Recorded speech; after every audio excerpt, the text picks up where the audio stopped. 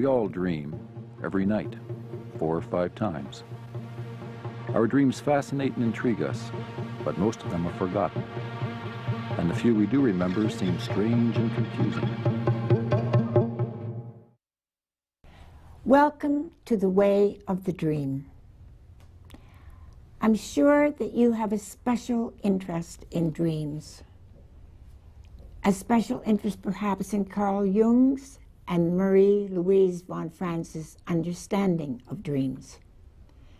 If that is so, we are setting off on a journey that you will never forget. We are going to move into a realm that I have known for many, many years.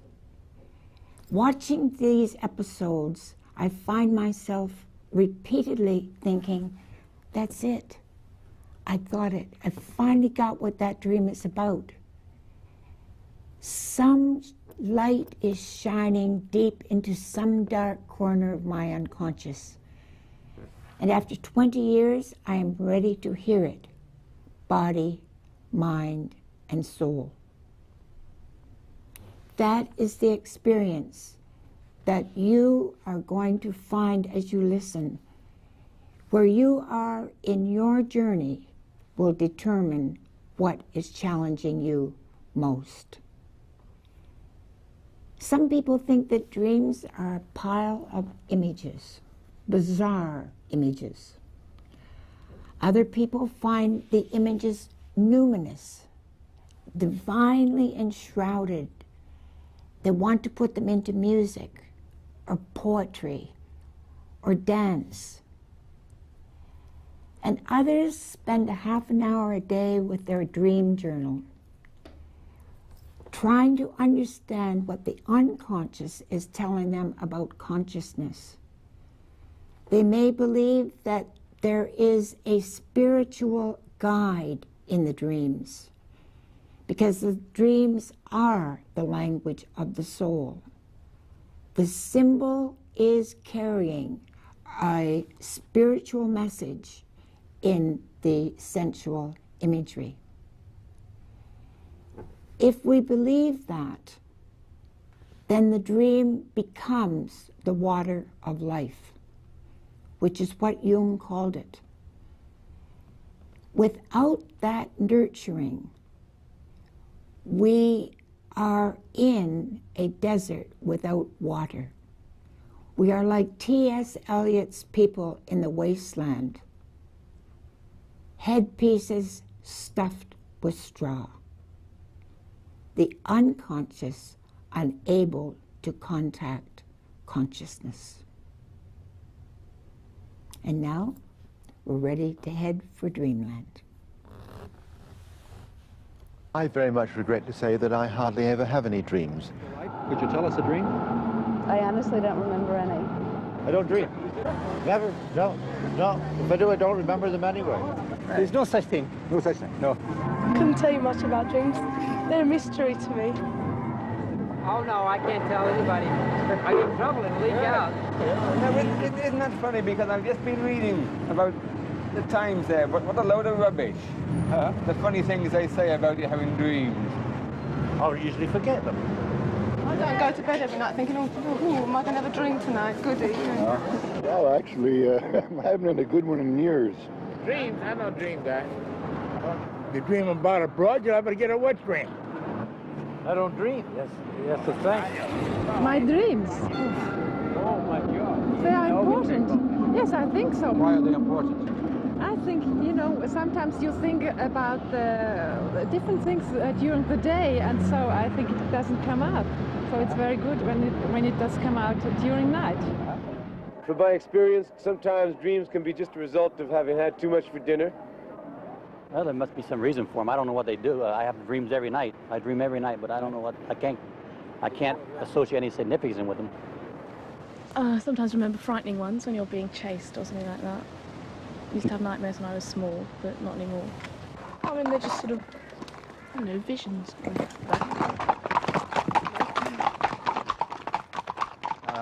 Sometimes when I'm very ill, I get peculiarly baroque dreams, or sort of gothic horror stories. They're normally quite frightening, but after a while I got so used to them, they don't worry me anymore. I guess the dreams that stand out the most in my mind are the bad dreams. No, I don't have any. You think they're important? No, I don't think so, no. Thank you. Well, I thought about them, I read a lot about them. I consider they're just arbitrary. They have absolutely no meaning. They're just caused by things that have occurred to you in the past few weeks from your distant past. Well, I guess I'm getting past dreams. They're amusing to think of, but I wouldn't place any great significance on them. I don't know anybody that's figured out what exactly they might mean. But they probably mean something. Do you think they're important? I don't know. It's said they are. But whether they are or not, I wouldn't like to say. Do you remember any? Can't say I do offhand.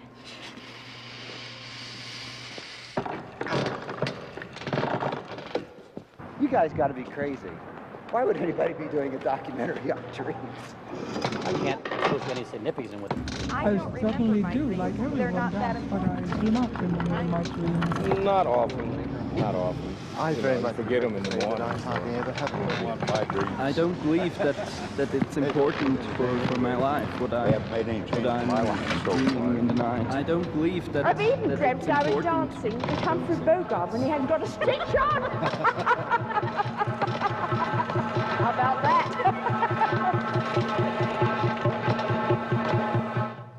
Dr. Marie-Louise von Franz is an analytical psychologist who worked directly with C.G. Jung for over 30 years. Here in this consulting room, people from all over the world have brought her dreams to be analyzed. And for the series, we film people telling their dreams. And Dr. von Franz will interpret these dreams in relation to the lives of the individual dreamers.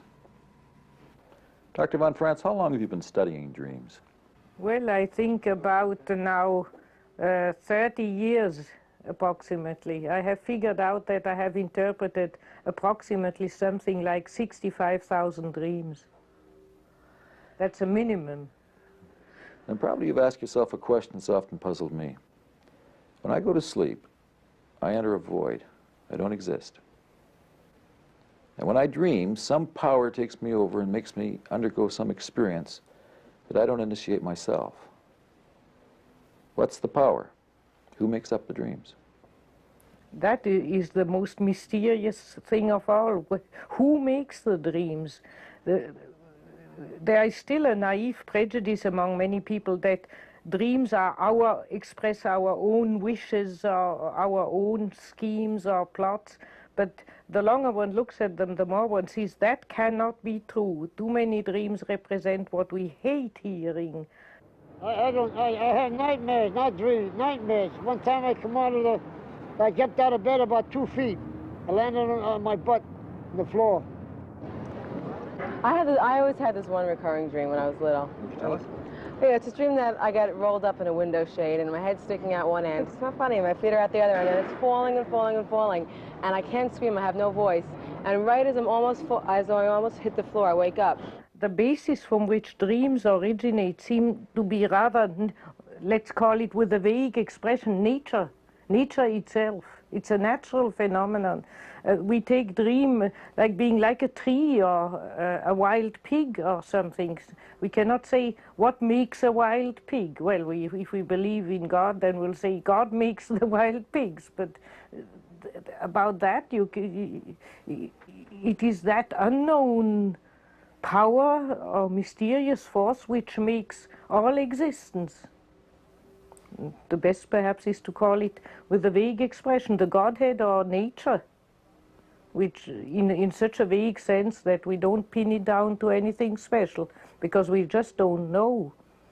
The only thing by observing dreams for a long time is that we see it has a superior intelligence in it. Perhaps you have seen that in some of the dreams, the wisdom and the intelligence and the guiding cleverness with which dreams lead us. They show us where we are wrong, they show us where we are unadapted, they warn us from danger, they predict some future events in our life, they they hint at the deeper meaning of our life. They convey to us illuminating insights. I remember the ones that make me most comfortable. I'm sure there's a lot that I have that I block out. If you want to remember a dream, you have to write it down immediately when you wake up. And they'll tell you a lot about how you really feel. I have children, and sometimes I'll dream about my kids getting lost, you know, and then I get real frantic in my dreams. I have a bad dream.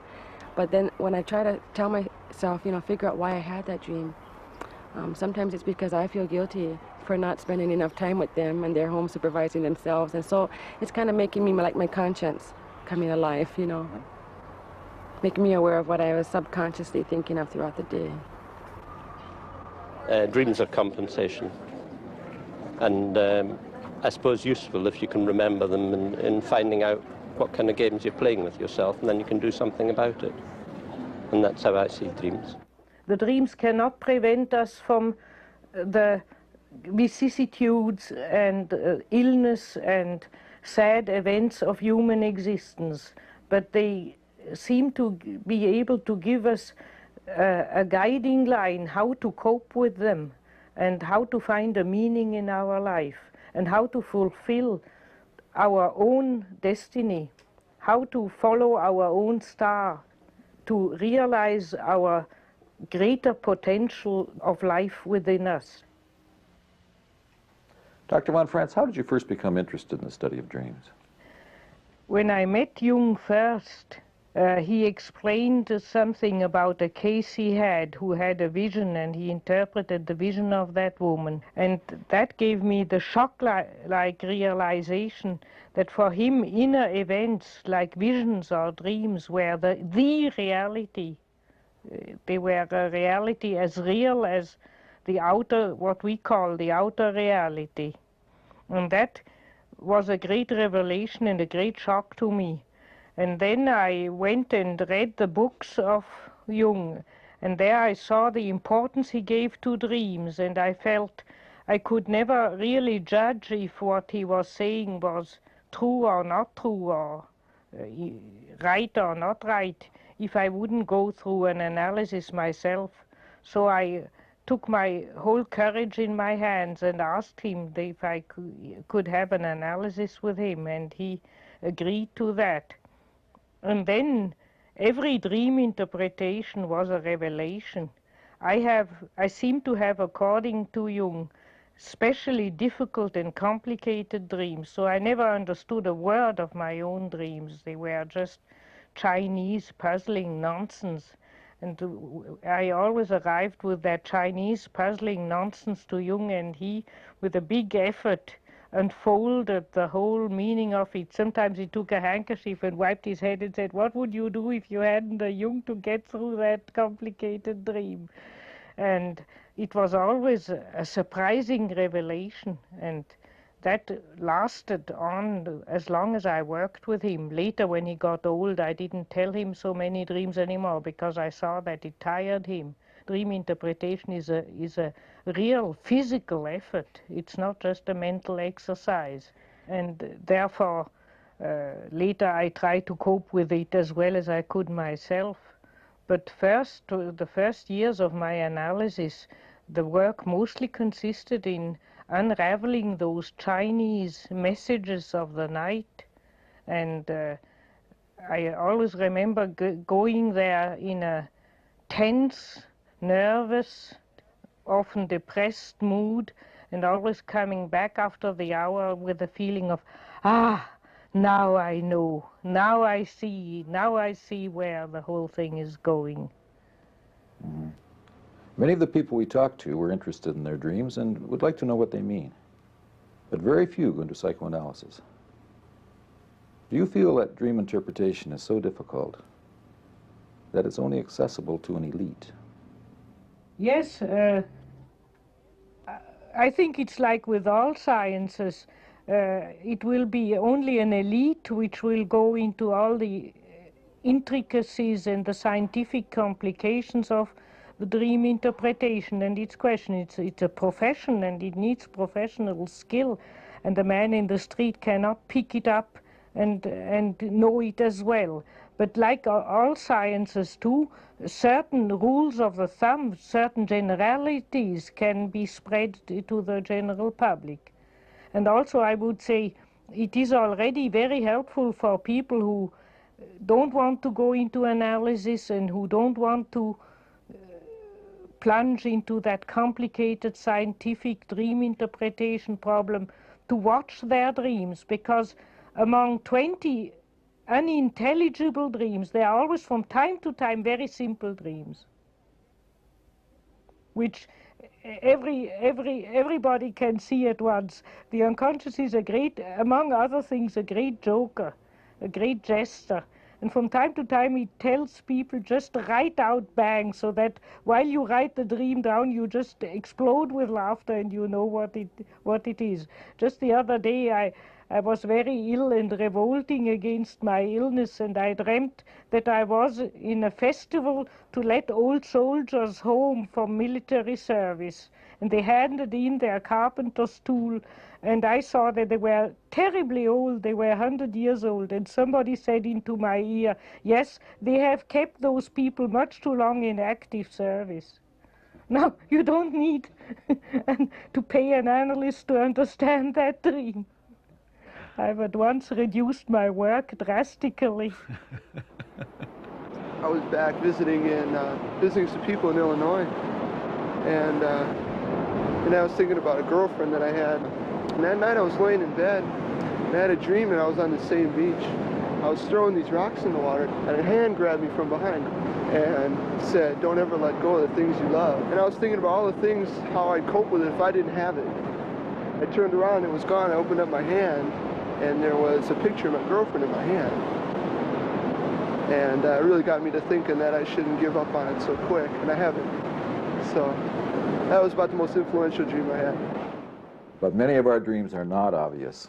I've had dreams that I was sure I understood, but after I worked on them, I was shocked to see I'd tricked myself. That's why one should in general not interpret one's own dreams, because our dreams generally point to our blind spot. And they never tell us what we know, they always tell us what we don't know. But people tend, when they interpret their own dreams, to say, yes, I know what that means, and then they project what they know already into the dream. Oh, that's my problem, so and so and so and so. I have often even patients who do that. They come in and they say, I have a dream, but I know what it means. They don't want to hear what I say. They say, I know what it means. And then they give a completely banal explanation of something they know already long ago about themselves. And then I always say, wait, let's take the dream as it is, slowly, with beginning to end. And then it always comes out quite differently and surprisingly. So to interpret one's own dream is very, very difficult. That's why Jung advised even Jungian analysts to from time to time go to colleagues and exchange their views of dreams, to not go on lonely, always interpreting their own dreams. And Jung even himself, he always complained bitterly, I have no Jung to interpret my dreams, he said. And so he used his own pupils and told his dreams. Because even when you tell it, and even if the other says something stupid, it might you get another slant on it, and then you are more objective about it. I always say you can't see your own, everybody can see your back if you show it to the other person, but you can't see your own back. That's the trouble, and the dreams point to your own back, to what you don't see. And you have to, so to speak, stand on your head to understand your own dreams. That's the great difficulty. And that causes so many errors, because people always say, oh, I know what that means. I had a schizophrenic patient, she came always with a ready-made interpretation. And it was always a complete banal outer nonsense. She took it out of such kitchen dream books. Oh, it means that I'll get some money, or it means I'll get that job, or I won't get that job, and so on. And the dreams had nothing to do with it. But if it's so beneficial to look behind your own back, then why is it that so many people resist taking the dream world seriously? The unconscious itself can devour the human being. The dream world That is why the dream world has not... We now are discovering that the dream world is the most beneficent thing on earth, and that attending one's dream is the healthiest thing one can do. But why then has mankind also always been afraid of the dream world? There is a good reason for it. The dream world can also devour us by the way of daydreaming, of spinning neurotic fantasies, or by spinning, chasing unrealistic ideas. You have only to go into a lunatic asylum to see the victims of the dream world. One is living in the dream that he's Napoleon, sitting for 20 years like that in an asylum. Another, when you begin to talk to him, tells you confidently that he's really Jesus Christ, but nobody seems to understand him, and so on. They have been swallowed by the dream world. And that's why the devouring, when we speak of the devouring unconscious, of the devouring mother, it is that dangerous aspect of the dream world. The dream world is only beneficent and healing if we have a dialogue with this, but we are in actual life. We must not forget living. The actual real life and the duties of actual real living must not be neglected. As soon as one begins to neglect outer life, one's own body, eating, doing one's ordinary job, and so on, then the dream world becomes dangerous. It can suck us away from reality and spin us into some neurotic or even psychotic unreality, into a fantasy world which is not constructive. So the dream world is only positive if it is in a living dialogue and in balance with a actually lived life. We've talked about the positive effect of dreams and their power to transform people's lives. Have you had dreams yourself which changed the course of your life? Yes, I had many dreams which changed my life, and which I experienced as a great revelation which changed the course of my life. But I had really only one dream which I think is the biggest dream of my life, and that dream I dreamt between having met Jung and between having asked him for analysis. When I was still 18, and in the Christmas night I had a big, what Jung would call an archetypal dream, a religious dream, and that I consider still today the biggest dream of my life. But it is a very long mythological descent in the underworld. One could sum it up as a descent into Hades in the underworld, and in finding the mystical water of alchemy and discovering that and coming back with it, a kind of shamanistic journey into the underworld and into the land of death.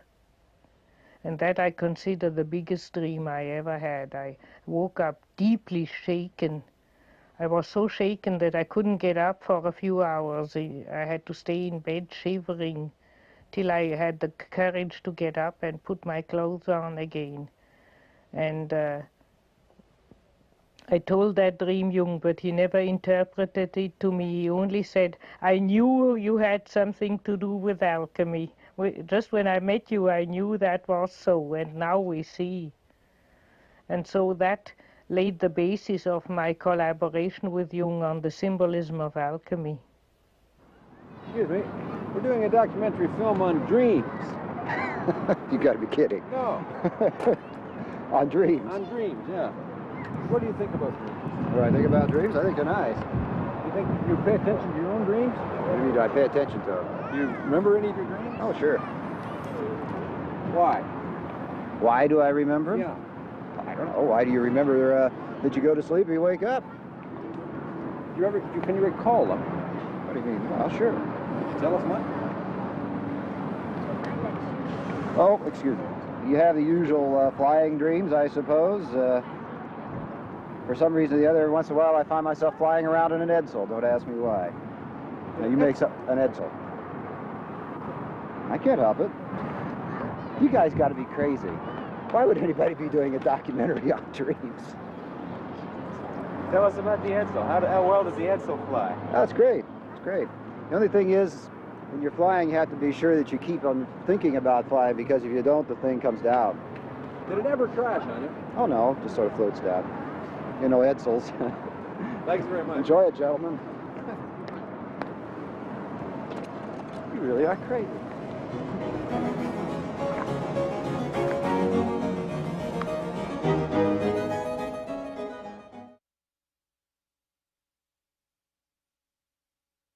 As we continue, you will come to know Dr. von Franz more and more.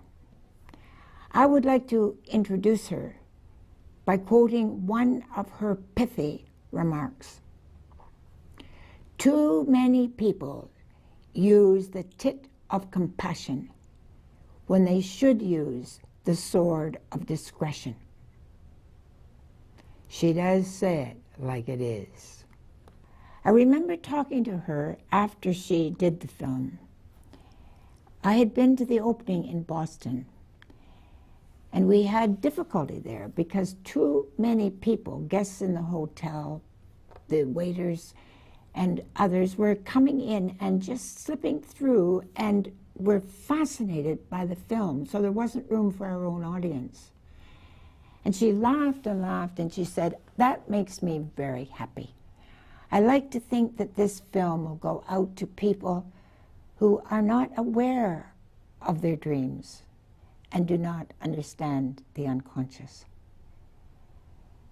I am honored to introduce this woman, to have you share her wisdom, her sense of humor, and her profound humanness. I am honored to bring The Way of the Dream with Marie-Louise von Franz. I am also honored to introduce the director-producer of the film, Fraser Boa. For 3 years, he labored to bring the dream to reality with patience, with discretion, with commitment. He gradually brought the images to life. I am honored to introduce you to my brother. Dreams have been called the royal road to the unconscious. We'll be traveling down that royal road, but first we're going to look at a map. C.G. Jung discovered that in the apparent chaos of dreams, there are recurring figures and motifs which he documented and named. These landmarks are easily recognizable, and they act as reference points in dream interpretation. Once seen, then dreams begin to make some sense. But there's nothing to interpret if you haven't got a dream. Well, I don't have too much experience with with dreams, but I guess some people do. Did you ever have a dream that you thought was important? If I did, it was forgotten right away.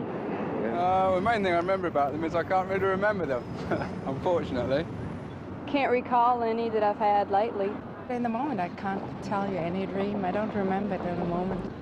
Every night, would you tell us a dream? Do you recall them? Do you remember your dreams? No, I don't, sir. I quickly forget. Dr. von Franz, why is it that people can't recall their dreams? I think it's because they don't pay attention. Some people have come to me laughingly and said, "You analyze people with their dreams, don't you?" Well, you can't with me because I never dream. And I've just grinned and said, "Okay, let's see." They always dreamt. It was just that they didn't pay attention. But the next night they go to bed and they think, wonder if I dream or if I don't dream. And already that question probably tickles out a dream and the dream appears. So in fact, I have never met anybody who didn't dream. Except you can say that in very, very heavy state of depression, people have what I call dream constipation. They don't dream much sometimes. And they always feel better. As soon as they begin to dream, they are better. And sometimes in very old people, over 80, the dreams get fewer, very few dreams. And then come up again frequently shortly before death. Then generally there's a period where people dream again. Well, now, I'll tell you, I don't have very good memory. Now, I'm pretty near 90 years old. Are you really? And I just can't, I know I used to dream a lot, but I don't dream anymore. Do you remember any of the dreams you used to have? Well, not this moment, but maybe after I get walking away, I'll think of them. What happens when people don't remember their dreams? What happens to the energies? What happens to the feelings that aren't expressed and the potentials that aren't realized? They are the sources of what we call neurosis, neurotic symptoms. The most general neurotic symptom is restlessness. That isn't yet looked at in modern times because everybody is so restless. It isn't looked at to be a neurosis, to be restless, but it is actually. Primitive man or the Hindu or the Chinese criticize the white race very much for being constantly restless. And you can see that those are those energies which, because we are not connected with the dream world, with the unconscious, we have a surplus of bottled up energy which makes us fuss around all the time. Or it can take the form of a kind of all-pervading anxiety, a fear that somewhere something dark is luring and might happen any minute, and then one is anxious about nothing all the time. That is also an unawareness that there is bottled up energy in the unconscious, which we do not tap and which we do not integrate in consciousness. Irritability, aggressiveness, over-sexiness, or a feeling of complete meaningless emptiness, all the different symptoms of different neurotic diseases come from that. So we can say if you are not connected properly with your own dream life, then you are liable to develop some kind of neurotic behavior. In everyday speech, we often say that a person has a complex, power complex, inferiority complex, mother complex. Would you explain the psychological meaning of the word complex? Well, a complex is simply the motor of the psyche. They are like different nuclear centers which give the drive and the impulse and the aliveness to the psyche. If we had no complexes, we would be dead. You see that at once. For instance, you are somewhere and you are terribly bored, and then something touches your complex, and you go and you get going. Your interest is aroused. That is because the complex has been touched. So the complex are simply the energy centers of the psyche. But we generally, in colloquial language, use it only in its negative form. We say somebody has a sex complex or a money complex or a mother complex, and then it means that this special theme arouses the person negatively. We filmed the dream of a young woman in which the complex is personified by the father. All the energies of the dream focus around this father figure, and she eventually finds him sitting at the wheel of a car, apparently dead. I went out and I noticed in the porch my father's car was still there, and he was at the wheel, motionless, bent forward as if about to drive, but not moving. And I realized then that he may be dead, and I should call an ambulance. But I looked around the driveway. There was a circular driveway. The driveway was filled with balloons, hundreds and hundreds of white balloons. And the thought came to me then that before an ambulance could get to him, every one of those balloons have to be burst. We've said that dreams reveal the unconscious of an individual. What do you mean by the term unconscious? All that which we know is psychically real but is not conscious. It's a borderline concept. It's not conscious. It's a negative concept. we use that negative concept in order to not have a prejudice, because some people call it supra-consciousness, and others would call it the divine sphere, and others would call it the existential ground of existence, or you can have 1,000 names. We prefer the word unconscious because it says nothing. It says only it is not conscious, and it leaves it as a mystery. We don't know what it is. We only know that there are psychic phenomena which manifest through dreams or through involuntary gestures or speech mistakes or hallucinations or fantasies, and which are not conscious. You can, for instance, be befallen in daytime by a fantasy and tell it to your analyst and say, it's a completely weird fantasy, it's crazy, I don't know what it means. So, as you don't know what it means and you think it's crazy, it's obviously not conscious. Because if it were conscious, you would know what it means, and you would know to what it refers to. But it has come. Now, it is psychic. It has not happened materially. It has happened as a psychic event. And that's why we call the sum of all psychic events which are not conscious the unconscious. But many people don't realize that dreams reveal the unconscious. That every element of a dream represents some aspect of their own personality. If, for example, a person dreams about wrestling with a dark stranger, what's difficult to understand is that the dark stranger represents some aspect of themselves that they're wrestling with. Let's look now at what Jung called the shadow. When I was younger, I used to sort of get dreams about when people were chasing me, and I'd be running along, and I couldn't run fast. I was as if I was being pulled back, and you know, these people were getting nearer, and it was really frightening. One typical nightmare is that one is pursued by some terrible or demonic or unknown power, and one runs and runs for one's life, and knowing all the time in the dream that finally they will get one.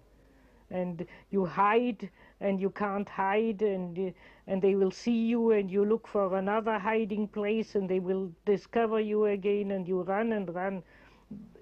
Persecution always means something wants to come to us. The only way to meet a persecuting demon is to turn around and to say, here I am, what do you want from me?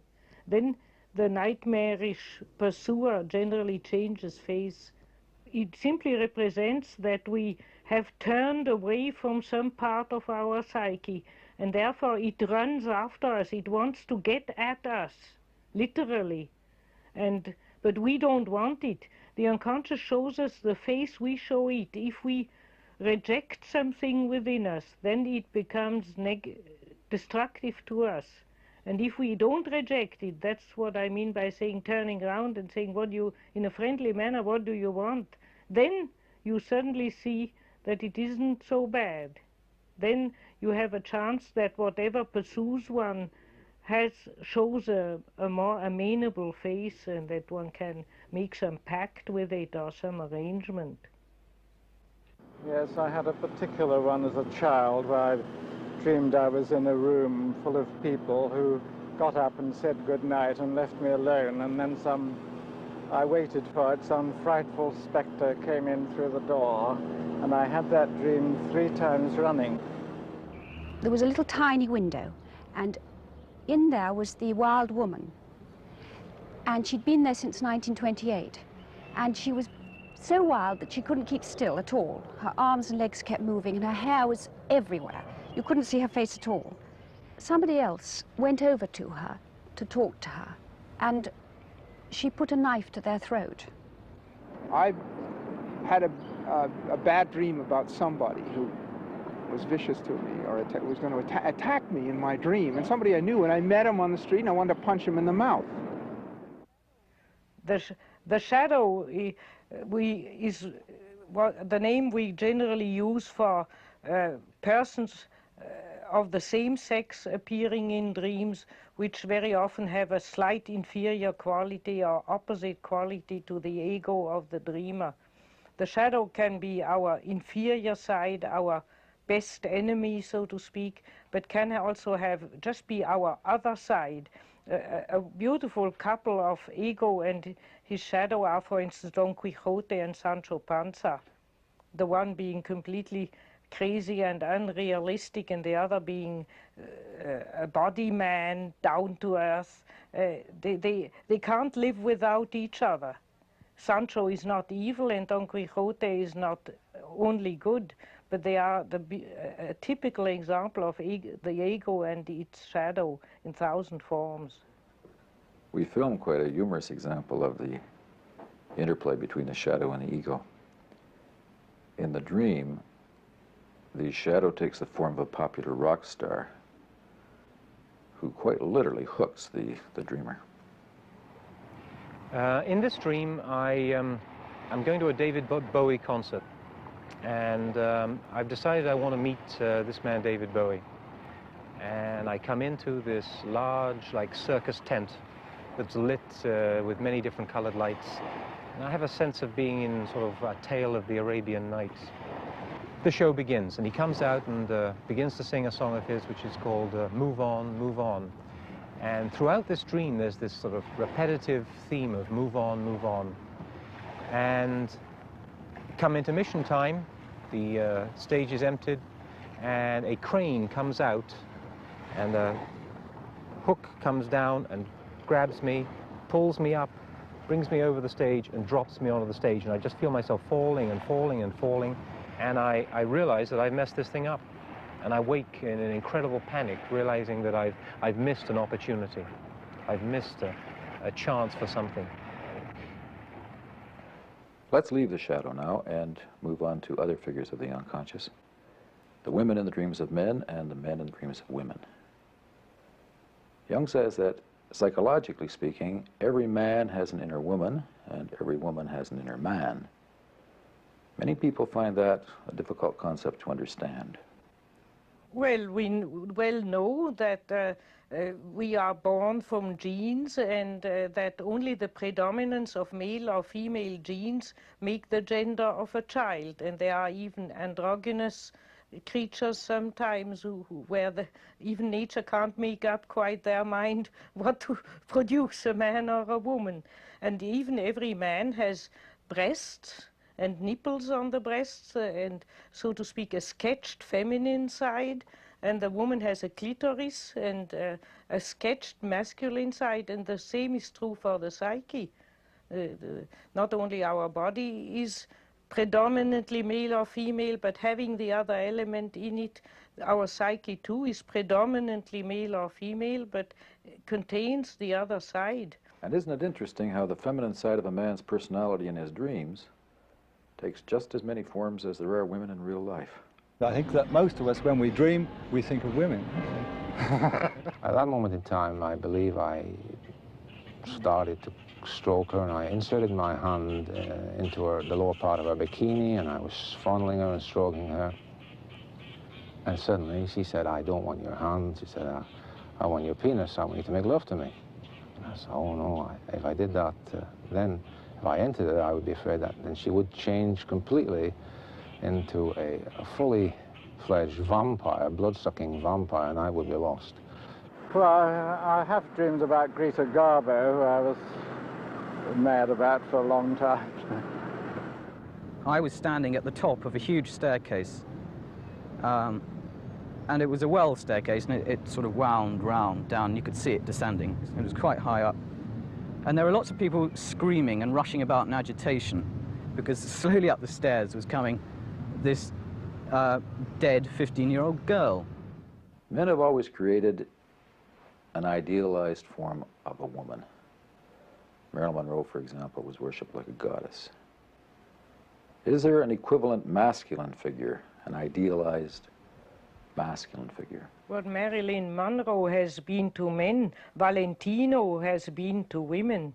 He represents, so to speak, the ideal demon lover, where women are carried away into a romantic ecstasy and fantasize to be like the sheik in more modern films, to be carried away by the demon lover into a romantic, us two aloneness. And then I was followed by a tall blonde man who wrapped me up in his cloak and took me to his gypsy caravan. I've even dreamt I was dancing with Humphrey Bogart when he hadn't got a stitch on. How about that? Generally, especially if the women are such women who are unhappy in their relationship to their husband or to their lover, the fantasy, therefore, of being carried away and having a secret nocturnal love affair with animus and anima. Animus and anima are therefore very ambiguous, very dangerous inner figures, which have to be approached with great wisdom. They are the great mischief makers between men and women. We talked about figures of the same sex as the dreamer and figures of the opposite sex. Let's look now at the figure which Jung described as the center of the psyche, the self. In most religious systems, you have an allusion to a kind of divine center from which everything, all order and all organization stems. And if we can find out where dreams come, we can say from that center, whatever that center is. That center appears in the dreams itself, sometimes as a center, as a mandala, as an inner city, as a circle or a square, or some other abstract formation, or it appears as a divine savior child, as a savior figure, as a wise old man or wise old woman figure personified, something, a psychopomp, something which guides our psychic life. All these figures seem to point to that ultimately unknown and unknowable greater center in our psyche. Nowadays we speak very much of self-realization, and there's always the danger of mixing this up with what Jung meant by this, the self. For Jung, the self, written with a capital, is meant to be that supraordinate inner divine center, unknown divine center of the psyche, which we have to explore all our lifetime. Nobody knows what the self in him is and wants from him. We need the dreams. We can say the dreams are the letters of the self, which the self writes us every night, telling us, do a bit more of that, or do a bit less of that, or go ahead to the left, or go ahead to the right. And as I say, if one looks back, one sees suddenly there is a pattern in this, as if the self with the capital is having a plan with us, a kind of destiny. While what in general psychological literature is meant by self-realization is more building up a strong ego consciousness. That is also something important, especially in the first half of life, but it's nothing to do with the adventure of encountering the self within one. That is not self-realization in the ordinary sense of the word. It's an adventurous encounter with a greater inner center within oneself. Would you say more about the pattern of dreams? Is there an overall pattern which unfolds over a person's lifetime? In the first half of life, it's directed more towards an outgoing adaptation to earthly and material outer life, and in the second half of life it generally begins to steer the individual more towards withdrawal and to develop a certain wisdom and a certain insight into the background of life. And the last dreams of dying people are a clear preparation for death. Ultimately, we don't know where we come from psychologically speaking, and we don't know where we go. We are part of that cosmic mystery which is the existence of nature and all things. We don't know why there are galaxies and stars, we don't know why there is a universe. And we only begin to realize that there are certain master patterns, and it looks as if our psychological inner life is also organized by a master pattern. It's centered somewhere. There is a directing force. It's not a chaotic, random thing or phenomenon. And when people get very old, they have therefore an inclination to go through their lives and muse again over their big events in life and their dreams. And if one does that carefully, one generally sees a certain pattern in it. Problems which solve themselves, which pose themselves, solve themselves, switch over into new problems. There seems to be a secret organization. And the center of that organization is what the mystics would call the divine spark in the psyche, or the God image in the human psyche. The Western mystics, the Buddhists would call it the Buddha mind in us. Jung dreamt of the self in the form of the yogi. You remember he was walking down the road and came to the little chapel? There were no crucifixes or statues, just the flower arrangement. And Jung saw the yogi sitting in front of the altar. The yogi was in a state of deep meditation. Jung realized with a shock that this was the yogin who was imagining him, and that in the trance he was in a kind of active imagination, imagining the life of Jung, dreaming him, and that when the yogin would wake up, he, Jung, would no longer exist. The ordinary Professor Jung, was the dream of that greater inner figure.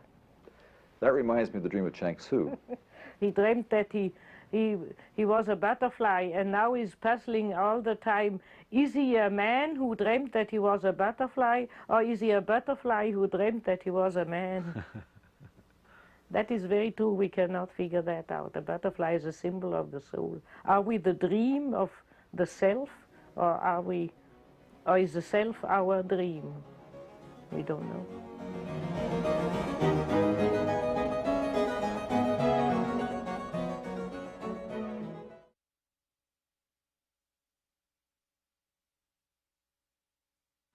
To interpret a dream, we have to look at the structure. Each of the dreams we have in our lifetime is unique. Some seem straightforward and others more complex, but each is spontaneous and unpredictable. It's surprising, therefore, to realize that dreams do have a structure, an actual framework around which the dream is organized. And when we start to trace the outline of that structure, then the random flow of images and events starts to make sense. Excuse me. We're doing a documentary film on dreams. Oh, really? Yes. You're interested in dreams? Yes. Why? Why? Because I'm interested in my life, and I believe they reveal my life to me. Tell us a dream. I fly often. How do you fly? Do you have a motor, or do you just fly with your arms? Do you have to flap your arms? Nah, it's mental. Mental. Just think about leaving, and I do. Do you think dreams are important? Aye, that they certainly be. I write them down often. Why? Aye, because they tell your future or tell how you are feeling. Most definitely. Can you think of an example of your own dreams which told you something of the future?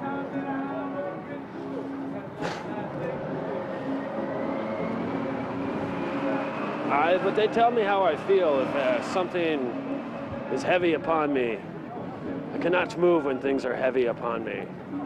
Or I be smashed by boulders or some type of weird objects that are very heavy upon my head or shoulders. The things you are thinking and worrying about during the day, they come back in the night, in dreams. And you get lost of your worries in dreams. You can imagine things and do things in dreams that you can't do in real life. Do you remember your dream? I do remember, and sometimes they tell me what is going to happen, or whatever happened during the day gets totally changed at night in the dream state the way I wish it would have happened. With me, I find dreams that I remember have elements of thoughts from my day thrown together in a different way than they actually happened. They probably reflect something of reality, of everyday existence, you know. But what, I'm not sure, you know. Dr. Von Franz, how much of dream interpretation is scientific and how much is art? I think there's something of both in it. There's a lot of, Jung has really laid down a lot of helpful rules which are purely technical or scientific, which you can apply according to rules of thumb. And whenever I don't understand a dream, I go back to them. I say, now, what is the exposition of the dream? What is the setting up? What is the association? And so on. By collecting the association, you can generally get quite far with the technique. But naturally, there's additionally, especially through long practice, is a kind of practitioner's skill which you develop, which you can't impart to a beginner. It's like an old carpenter. He cannot tell a young carpenter. He tells him how to use the tools and how to measure and how to cut the wood, but there's a certain touch of the wood which he can't convey to the beginner. The beginner has to work 20 years with wood, and then he'll have the same kind of touch. And when one has interpreted many dreams and puzzled about many dreams, one gets a certain hang of it, so to speak, professional skill, which has to do with feeling and with a mediumistic feeling, with an empathy also into the other person. People everywhere are intrigued by their dreams and want to know what they mean. Well, they give me different feelings, you know, they're emotional, dreams are, but I can't, you know, I don't understand what they do. Because they're part of you, because I dream them, they're obviously part of me, but they're a part of me I have absolutely no connection with at all. I think they're fun, interesting. I mean, I like analyzing them. Like, not that I know what they mean, but it's fun to try to find meaning.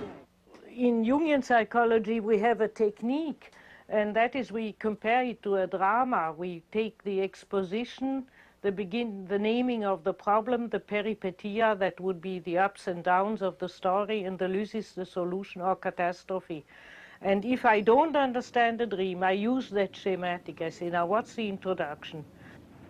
I had a dream that I was walking down by a small lake, and I saw these three women who wanted to go into the lake, but I felt that I needed to caution them. I felt there was something ominous in the lake. I'm walking through very deep snow. On my right, there is quite a high fence. And as I'm walking along, I'm thinking, if violence is going to break out, what am I going to do? I was in a village hall organizing a concert or something. Once I was up at the clouds, like just all these fluffy clouds. Sat just in the clouds there and had tea with somebody. On first glance, dreams seem to be bizarre nonsense. Do you have a general rule in approaching a specific dream? The first sentence of a dream generally gives the situation, and also the first sentences give who I am with. Either I wake up at home, or I am still at my childhood home with my parents there, or I am at the university lecturing, I'm in my professional situation, I am with my friend Bob, I am with my friend so-and-so. And then you just take the first sentence and you ask the dreamer what it is, what was your childhood home like? How did you feel there? Were you happy there? How long did you stay there? And so on.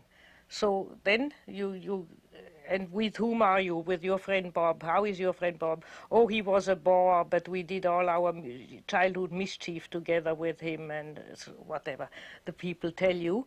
And then you kind of insert these, what we call associations, into the text. Then it would be, I am in a situation, I am psychologically still in my boyhood situation, and I am with a part of myself which is boring but also mischievous. That would be the translation. Now, then you have naturally to think that applies to the moment of the dream. So in what way is the dreamer, when one leg still in his childhood home, where is he still reacting like he reacted as a boy? The dream is speaking about that corner of his personality. You have to assume. Then you come to the naming of the problem. A car comes up the driveway and two dark men jump out or something like that, some dramatic the evolution. So that means now a special story is told. For instance, what I just mentioned would be an invasion, something which is breaking in, burglary. Burglars very often represent something breaking into one's conscious system.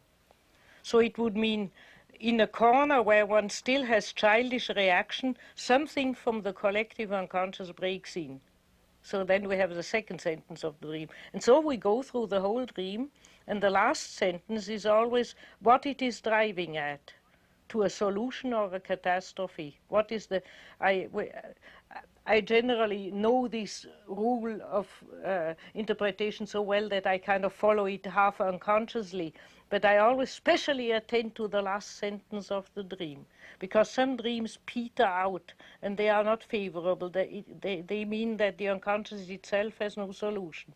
But otherwise, if you wake up with a cry or something happens at the end of the dream, that's the solution. That's what gives you the waking shock. That has to be specially realized.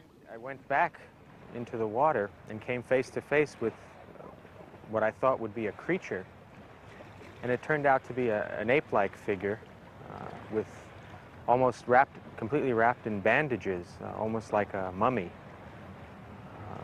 And I confronted it and looked right at it and still remember the face. Gorilla-like face, really stern. I could sense there was an ape under the bandages. You can, the best if you want to interpret your dream yourself, you write on one half of the paper the dream, and then to every word in the dream you write down your associations. And that means you are completely, what spontaneously comes to your mind. And once the associations have been listed on the other side of the page, then how does the person proceed? Then you try to show if you have a connection. If you are, the first sentence said, I am in my childhood home, that means where I am still childlike. Burglars come in, so something is breaking in. And then sometimes you don't understand why does something break into my psychological system? Now you have to also think of the day before and what happened before, inwardly and outwardly. You might, for instance, have the day before had some disagreeable experience, and those burglars refer to that disagreeable experience you had the day before. There's something broke into your system. Or you might have had a negative, destructive thought right from within. That might also be represented by burglars. Something destructive or negative suddenly breaking into your system. So you have to shortly try to remember what happened yesterday, outwardly and inwardly, main lines. And then you probably can make a meaningful connection. Then you see, aha, it refers to that. It refers to that thought I had yesterday or that experience, and it shows me that I behaved in the right way or in the wrong way. Kind of corrects one's attitude. We filmed an amusing dream in Hawaii that made the dreamer feel a bit guilty. Well, I'm a very, very happily married fellow, and my wife's in Arizona right now with our child visiting her folks. And I don't know why, but I started dreaming I was at a high school prom with one of the girls who works here, and there was nothing lustrous about the dream, but I have this little sense of guilt about dreaming I was spending time with another woman somewhere. Well, my wife's away. I suppose that's a natural consequence. In fact, I even shared it with the girl this morning, just to alleviate any guilt I might have. We've said that every element of a dream represents some aspect of the dreamer's personality, but that's not always true. There are dreams which are obviously about outer events. Many people dream about the death of a close relative, and in fact, they do die. When you interpret a dream, how do you know whether it's about an inner reality or the outer reality? For example, a man dreams about his wife stealing his car. Is she actually stealing his car? Or how do you interpret the dream? There one comes to the most ticklish problem of it all. Because the question, he will be inclined to think, there you see, that's exactly what she's doing. She's always taking away my ways of moving about. She's always interfering. And you are not so sure. It might just as well mean that that it is a so-called projection, namely that his own feminine side is stealing the car, and that he only projects that onto his wife. He thinks his wife does it. He sees it in her, so to speak, while he's really doing it unconsciously to himself. So that's why if one wants to interpret these dreams correctly, one has to know the whole marital situation, one has to know the wife and have an idea of her objective behavior, and then one can evaluate, no, that is a projection, it's really what this man is doing to himself unconsciously, or it refers really to the wife. And sometimes it also does to both. That's the problem, what we call subjective or objective interpretation. Referring to an outer object, the wife is really stealing the car, or referring to the subject itself is stealing its own car with his left hand, so to speak, or his feminine unconscious side is stealing his own car. Generally, one can say that about, I would say, I have never made a statistic, but I would think that about 85% of the dream motifs are subjective, and that therefore it is recommendable to mostly interpret dreams subjectively, to always say, what is it in me which does that, instead of taking it as a warning against outer people. And what happens if the dreamer has no personal associations to the image?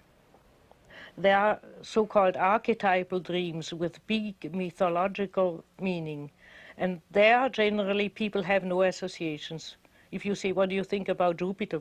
Jupiter, it's a star. They don't know what to associate. They have no personal things to come to them. In that case, you have to take the association of mankind. What has mankind fantasized about Jupiter? What has mankind fantasized about Saturn? And put that into the text of the dream, so to speak. A lot of people have a sense that their dreams are really telling them something, and they want to understand it, but they're unable to. Do you remember any dreams? Sometimes, yeah. Wake up that you would remember, but then by the time the afternoon comes, I forget them. Yeah. Could you tell us one? Flying. Yes. Just flying somewhere, going nowhere, you know? It's just like, keeps going and going and not reaching anything. And it was really scary, and I came to work and I told the girls, I got a book on dreams to find out what it meant, and couldn't find it. I know analysts who've interpreted other people's dreams for years, and they can't interpret their own dreams.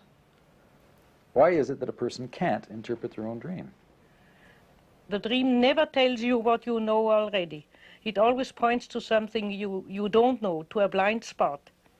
And can you see your own back? You can show your own back to anybody, and the doctor can see what's the matter with your back, but you can't see it.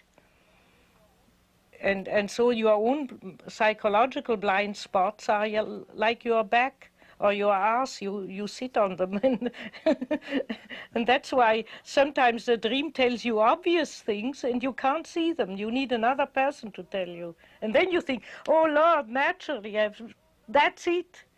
But it's very difficult to interpret one's own dreams. If one has to, but it is helpful to have another eye on it. Even somebody who doesn't know about dreams, it's good to talk to somebody about it. But while talking and while explaining to the other or giving association, one very often gets it.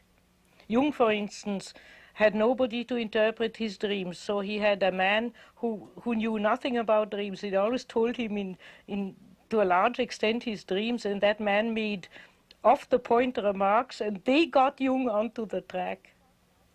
And he said laughingly, just the to the point remarks of this man made me feel, ah, no, it isn't that, but I know now what it is. It was in the country. We were all in a house with a lake in front of it. And the top floor flips over. And all of us who are in bed upstairs get flipped into the front yard. And I get flipped into the yard in front. And my parents got flipped into the water. And I told my stepmother the dream. And she said, oh yes, very significant, because people falling into the water, all very sexual and everything.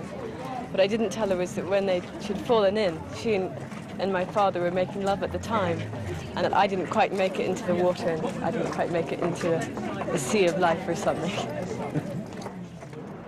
Yeah, I dreamt I was catching a fish, and every time it keeps slipping away.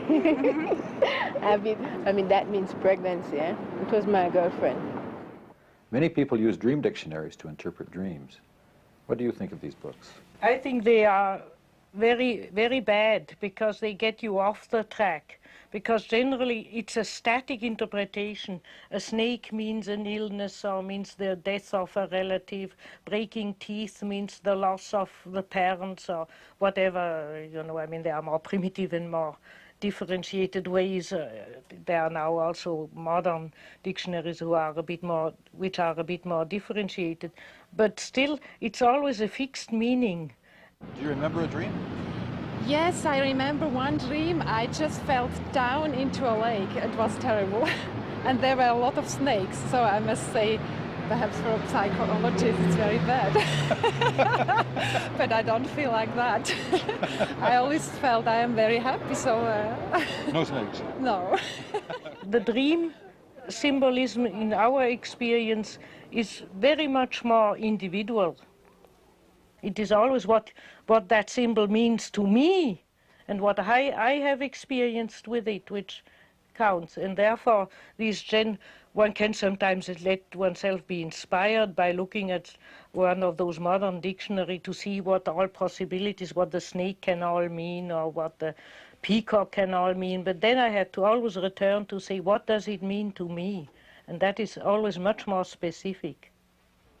Of what value are dreams in your work as an analyst? I don't work with anything else. In our way of thought, we only operate with dreams, because the dreams are what comes out of the dreamer. The great danger of all psychological helping profession is that one interferes with the other person's life, that one has... Think, for instance, of the idea, what is normal? You have an idea of normality and you think the other should become normal. That's interference, that's a power attitude. Perhaps destiny or God or whatever you want to call the greater powers in the world don't want this man to be normal. How do I know that he or she ought to be normal? And on top of it, normal what I think is normal. My bourgeois ideas of normality, forced upon a poor human being who is destined to be very different.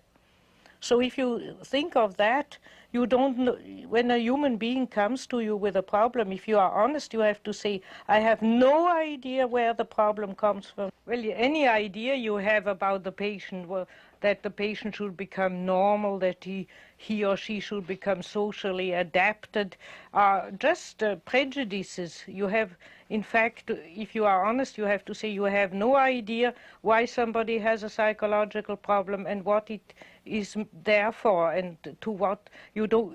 We cannot know a human being's destiny. You haven't. I have seen, for instance, the other day, dreams of a little girl of 7 years old, which were the dreams of a dying person. Now, actually, she had had a cancer operation. I didn't know it when I saw the dreams, but she's probably not living more than 2 or 3 years anymore. And she had the dreams of a old, wise personality. So you see how you cannot have theories, how a human life ought to be or should be. And therefore, dreams are the only thing which comes out of the patient himself. And if we try to understand dreams with as little prejudices as possible, we kind of try to find out what does the depth, the psychological depth of that patient himself tell him about him. And we, the psychotherapist, is only the translator, the dream translator, so that the analysis amounts to saying your own psychic depth thinks, let's take the man who is too juvenile, thinks of you that you are a bit too juvenile and damaging your health about being too juvenile. That's not my opinion, it's what we have extracted from the man's dream. And that generally hits home because the patient feels it's not the analyst's opinion. If you interpret the dream properly, generally what we say clicks. It clicks with the analyst and he says yes, and then he's impressed, and that is likely to change, to give him the motivation to change his life. While even if you would say to the same man, oh, you are behaving too young, like too much like a young man, it's not good for your health, he might not listen. He's heard that before. But if his own dream laughs at him in the way I just showed, then he, at least I can only say in that actual situation, the man blushed. And that shows it, that the remark of the dream hit home. And then there is a better chance that he really changes his behavior. And so we in our school, we just go along with the dreams and try to find together with the patient, because we need the patient's association and his contributions to find out together, so to speak, in a common work, what the dream means, and leave it as that. Because generally that hits home and changes, slowly alters the personality. And then the patient doesn't feel he has been put into the straitjacket of some conception of normality or adaptation or whatever the idea is of the analyst, but is kind of having found to follow his own inner intimations, to follow what his own psyche tells him. So we are trying to educate people to be able to hear their inner voice and follow it with the help of dreams. You're 2,000 meters up in the air. I think. On a little set of steps. Yeah. Yeah? Yeah. And you're coming down? Yeah. No, I don't walk. I'm just on my. On your knees? Yeah, yeah. You're on your knees? Yeah. Coming down a little set of steps. Yeah. 2,000 meters in the air. Yeah. And you fall off the end. Yeah. But when I fall down, I wake up. And you've had that dream 2 or 3 times? Yeah. I think 3 times. 3 times? Yeah. And the dream doesn't say anything to you? Yeah. Yeah. I don't believe that it's important for my life what I'm dreaming in the night. Yeah.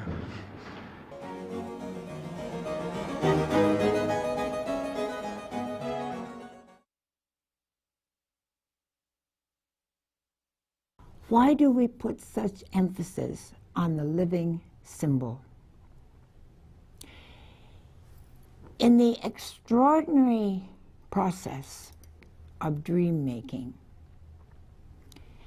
the sensation comes in on the flesh, on the body, and it is carried through the transmitters, the neurotransmitters, through the various depots where the exchanges take place, and gradually that sensation comes through to the brain. And that astonishing computer takes that sensation and computes it into an image. An exact image, often put together from our past, our present, and our future. I say an exact image because we are left breathless if we follow our dreams and really understand symbol. Symbols are to dreams what words are to language. In sleep, we speak to ourselves in the language of symbols. And the key to dream interpretation is one's knowledge of the symbol. When we're actually in a dream, whatever we experience, flying, falling, killing, makes perfect sense. But later, when we recall a dream, it seems meaningless or bizarre. We no longer understand the symbol. Quite often I dream that I'm flying, which is quite an exhilarating experience, and suddenly it occurs to you that it's faintly ridiculous that you're actually flying. I start running faster and faster and faster. I don't use my arms much. I don't have any other support except just my body. I flap my arms a little bit, and the longer leaps I take, the higher and the higher and the higher I go. If you're talking about having dreams when you're sleeping, things like being caught in outer space on a deserted planet. I've flown. It's a high, right? It's an excellent high. Like when you're up there, you're all by yourself, and you feel that there's nobody around you. But that's, again, it's another dream. I was in a grassy meadow, and it was a very warm day, and I felt very comfortable and happy. And then gradually my feeling changed, and I became edgy and nervous, and this grew even more, and I felt quite panicky and scared. Well, I was terrified. And I knew that by my left foot was a snake, before I'd even seen it. And I glanced down, and sure enough, there it was. It was a horrific looking thing, with human eyes and enormous human teeth. And I knew it was going to do me harm. About a couple of weeks ago, I had a real bad dream about the snakes. And I was afraid that I was going to pass out, you know, because I am just terrified by snakes. When I woke up, I was sweating all over. I was sweating cold. And I was very relieved that it wasn't true. Tell you a dream. I dream about snakes. Yeah. And, well, when you look it up, it's supposed to mean enemies. I dreamed that I fell down from the mountains. I mean, I just fell down. I could hold me only with 2 hands. And then it was so bad I have to wake up because, you know, otherwise I fell. So it must be something which happened before in my life. That's right. All right. I dreamt once that I was, I don't know, some building of some sort. And we were just hanging around over the cliff, like, you know, over the ledge. And then we just fell. We had our foot on top of an eavesdrop. And then the eavesdrop broke, and we just kept on falling. I kept on falling. I don't know about everybody else, but I kept on falling. And that's all. Okay, I'll tell you the dream. I moved into a house in Montreal, and it had a white staircase. 3 nights in a row, I fell down that staircase screaming, and it never had an end. It was terrible. I had a dream that I fell off a cliff, and I woke up, I was on the floor. That's about it on dreams. Tell us a good nightmare. Yeah, riding on a motorcycle down cobbled streets and then just having no street left and falling. That's awful. But I never hit the ground, which is good. I'm supposed to die. Dr. Van Frans, we've all experienced falling in dreams. What's its symbolic meaning? Is it true we're dead if we hit the ground? I have experienced falling and not being dead, and being caught up or waking up before I hit the floor or so on. I don't think that's general. So when you hit the floor, you're not necessarily dead. No. It simply means a shock collision with reality. If you are too high up, if you have dreams of falling, it always means that you are somewhere too high up. Either you have a too good opinion of yourself, you are megalomaniac, or you have romantic, unreal ideas, or you are living in a make-believe world, or you are living in a theory instead of... You are somewhere missing the contact with reality. And then you have a sudden fall. And sudden fall dreams generally occur together with outer deep disappointment. When one is suddenly kind of faced with reality, naked reality as it is. And that can be a deadly shock to the ego. One can be, so to speak, be blotted out by it for a while. And that will be the death by hitting the floor. The ego is out, has nothing to say anymore. Now I'd like to turn to one of the major symbols of our culture, the star. What is it that mankind has projected onto the star to make it symbolic? The realm of the stars was always looked at to be the realm of the eternal divine beings, and therefore in many parts of the world there is the folklore tradition that when you see a shooting star shoot down, that is the moment the soul comes to earth and the child is born. And at the same time, as well in China as in, for instance, in the old Roman Empire, when a remarkable personality died, the astrologers went and looked at the sky for a new star, because they thought that the dying soul would return and become a star in the sky. Or for instance, in the Egyptian death ritual, the prayer goes, "Let me become one of the unsetting star which circles around the North Pole." That is the goal of the dead person, to become one of the never-setting stars. So the star has to do with uniqueness, with the uniqueness and the eternity of the uniqueness of a personality. That has been projected into a star.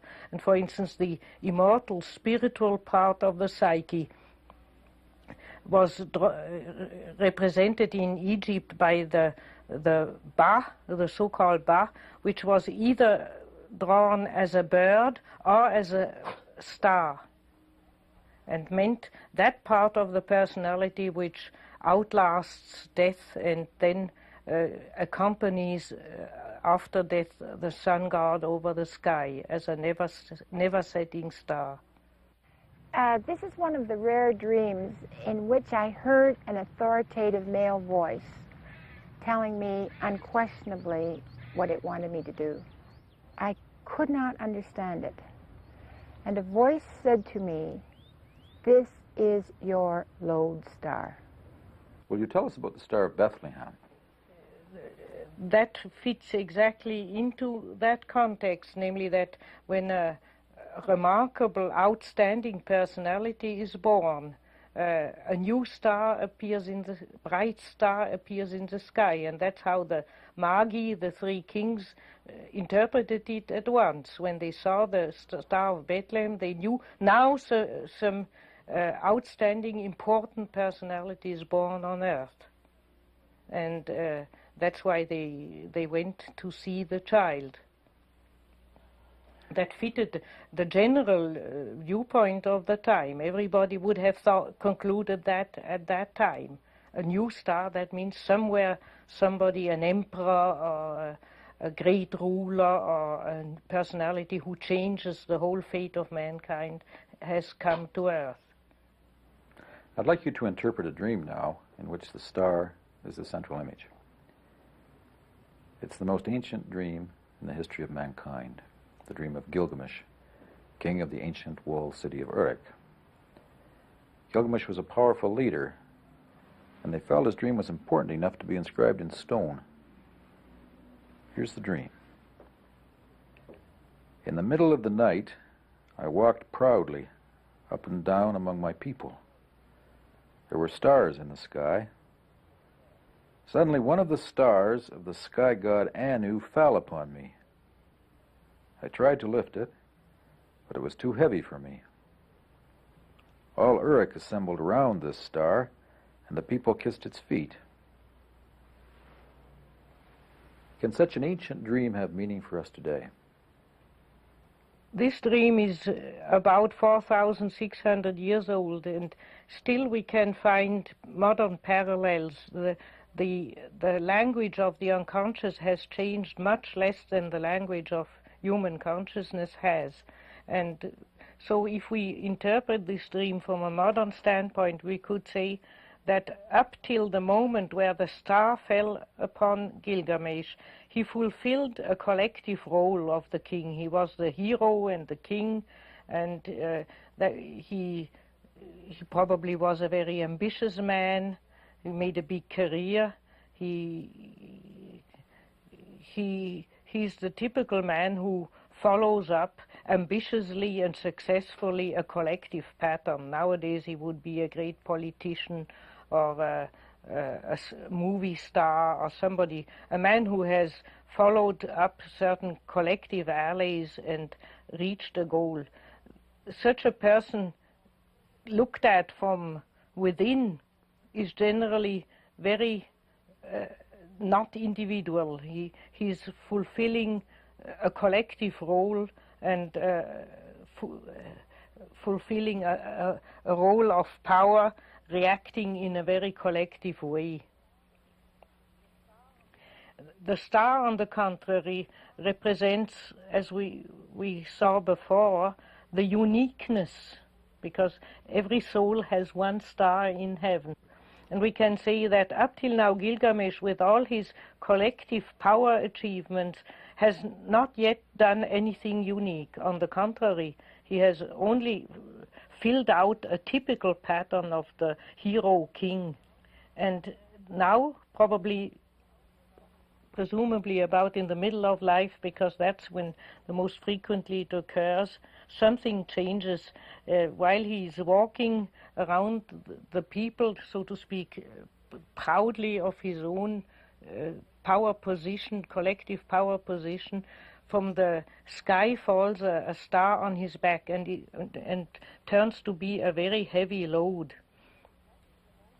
That is the moment where the unique destiny befalls him, literally, falls upon his back. That means from now on one's back one carries a load, and that means he has now, just as Christ had to carry his cross, he has now to carry, like his cross, the burden of having to become himself, to become the unique, chosen individual he was meant to be, and which he had avoided by being an ambitious collective man up till now.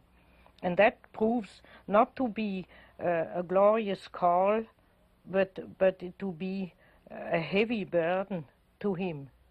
Now, the star means also the immortal soul of man, the eternal. For instance, in Egypt, that part which survives after death freely in the Egyptian world beyond is the Ba soul, which is drawn as a star.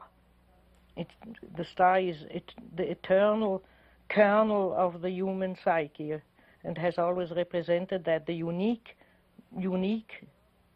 eternal man within us. And so he has now to follow his unique destiny instead of fulfilling a collective role. But the people kiss the star's feet.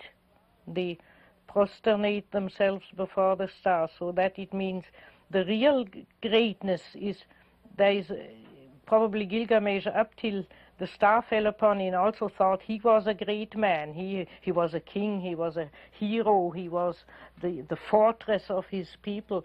And now he has to see, not he is not much. What the people worship is that star stone, that greater thing in him. So that in that dream there is also a little teaching for Gilgamesh. Don't take all the honor people give you for yourself. Don't lap up the compliments they give you for yourself. It is that star upon you, and that is your heaviest load, your necessity to become a unique individual. That's what they worship in you, not you. And so from then on, Gilgamesh becomes the servant of his unique, heroic task, the search for immortality. Very few people follow their own star today. Why?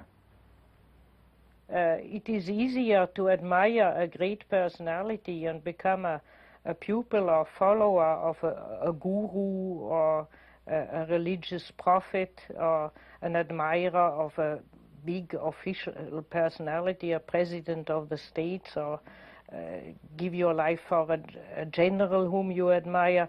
That is easier than to follow your own star, because to follow your own star means isolation, not knowing where to go, having to find out a completely new way for yourself, instead of just going on the trodden path everybody else runs along. And that's why there has always been a tendency in men to rather project the uniqueness and the greatness of their own inner self onto outer personalities and become the servants, devoted servants of outer personalities, admirers and servants and imitators. What is the nature of the personality that receives that projection? Generally, if somebody has by birth some outstanding qualities, intelligence or some other talents, and in time he or she attract the projection of the star, and people devote themselves to those gifted people and so on, and in that way then comes the great temptation to develop an inflation. An inflation means an overestimation of oneself. Instead of saying my talent isn't me and I haven't, my intelligence isn't me, I have been born with a good computer and that's all there is to it, there's no merit. People identify with their gifts and they get blown up. Inflation means to be blown up like a balloon. And that you see on a minor scale whenever people have a success, even if a lecturer has a success and so on, he afterwards displays arrogant mannerisms and or condescendent mannerism. You see that he or she has an inflation. And naturally people who have made history, like the Roman emperors, for instance, to take just a historical example, many of them suffered from what one calls the madness of Caesars. Inflation, then, is having either too high or too low opinion of oneself. But is it possible to get an accurate evaluation of one's own self-esteem or one's self-worth? Well, the difficulty is that nobody has by nature a very good estimation of his values. Nobody knows how much or how little he or she is. I mean, ask anybody now, honestly, are you a great person or are you a small person? How small, how great are you compared to others? They would have to admit that they have no idea. It is a subjective feeling.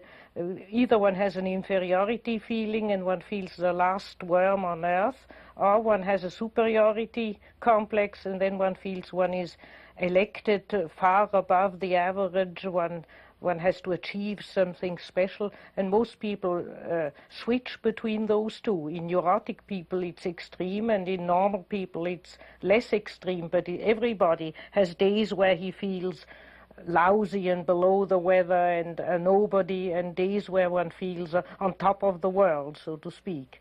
That is a natural swing back and forth, and one could call a normal personality where the estimation of oneself is approximately reasonable to compare to what one has achieved, who one is, how the surroundings see to one, and so on. But it's a very indefinite thing, really. Any lack of balance in this respect, when it goes either too far below the mark or too far above the mark, has an irritating effect on the surrounding. If one wants to know if one has an inflation, one has to only see if one gets on people's nerves. Then one is probably a bit overestimating oneself. Or underestimating oneself, because that's the same thing. If one has an inferiority complex, it's really ambition. One wants to be more than one is. One wants to be a great person and knows one isn't, and therefore one feels the last worm on earth. That is just a veiled inflation. Inferiority is a veiled inflation, and therefore also gets on people's nerves. When people sometimes come in and say, oh, well, you know, I don't know, I can't do it. How do you think I can do this? You know, I'm not capable, I'm so stupid, I can't think, and so on. I say, now, stop that nonsense. Get on with your job. They are really making a conceited dance in form of calling themselves incapable. So it has, again, this irritating effect. So the only measure one can have, because nobody knows who is in the last view of life, before God, so to speak, who is important or who is not important. Nobody knows. I'd like to return to something we talked about earlier. You said that it's easier for an individual to follow in someone else's footsteps than to find their own way. But what happens when a person projects their own star out onto somebody else? When they project the self out onto another person? Let's first see the positive side. If the self is projected, one falls into a tremendous state of admiring the person onto whom one projects the self, a kind of incredible fascination and devotion to that person. And that can have the advantage of being capable of learning. If one projects the self, for instance, onto somebody who is really wise or superior, one can learn a lot. That is even the secret of many miraculous cures, that people project the self onto a healer personality, and in the incredible fascination and faith they have into that healer personality, from that faith they are cured from all sorts of psychological or psychosomatic illnesses. So then it serves as a vehicle of promoting the individual. Much more frequently, however, this fascination leads to infantile giving up oneself and being, so to speak, flat on one's belly before the other person, worshipping the great leader or the great spiritual guru or whatever the projection is, and losing oneself in an infantile way. And remaining infantile, such people are generally very fanatical in the admiration of that admired person, defending that person against the enemies and so on, and basking in the glory of their master or admired person through identification. And that saves these people from making an effort themselves. The great man or the great woman out there is going to do it all for me, and my task is to only applaud and admire the thing. I have to make no effort to become more intelligent or more wise or more independent myself. So it can just annihilate the personality and make them infantile instead of make them grow up and develop them.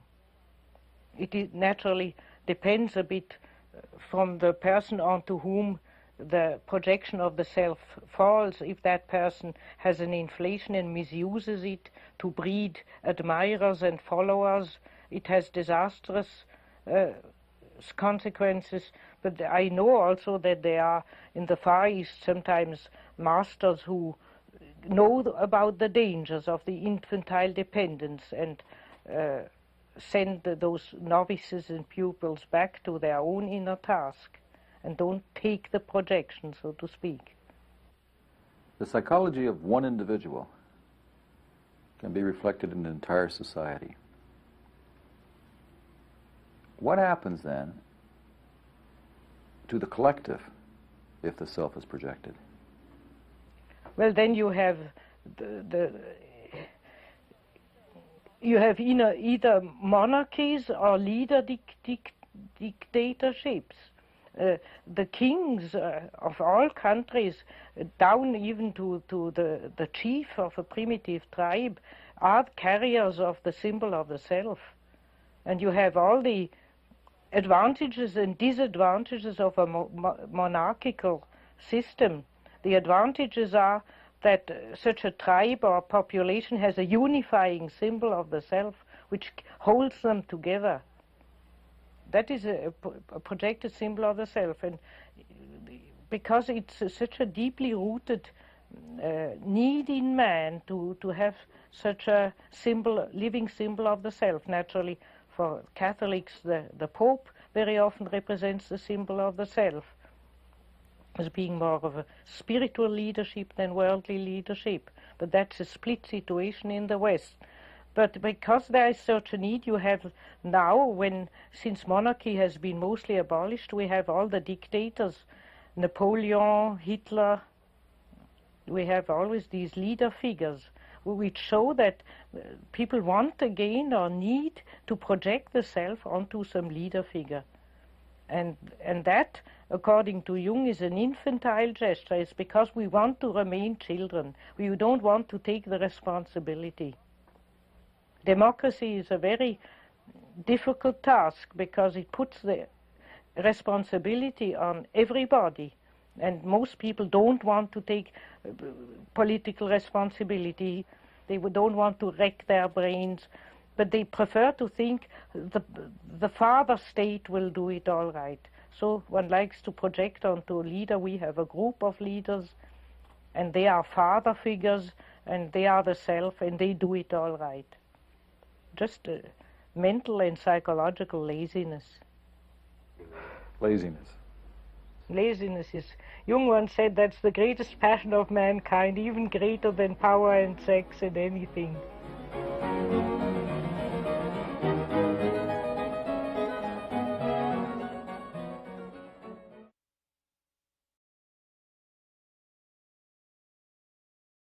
In our Western culture, our psyches and our DNA are carrying the symbolism of the Jewish and Christian faiths.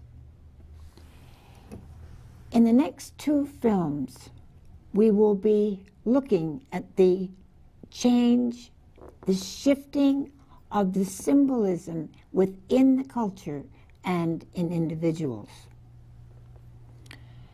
The foundations of our culture are based on the importance of dreams.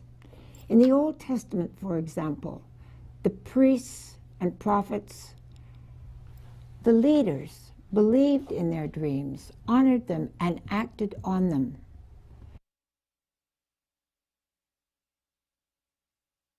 Today we ignore the importance of dreams. We rarely listen to what they're saying. In fact, we've even forgotten their language. Paradoxically, throughout our religious history, dreams played a central role in determining the fate of mankind. They were thought to be the voice of God.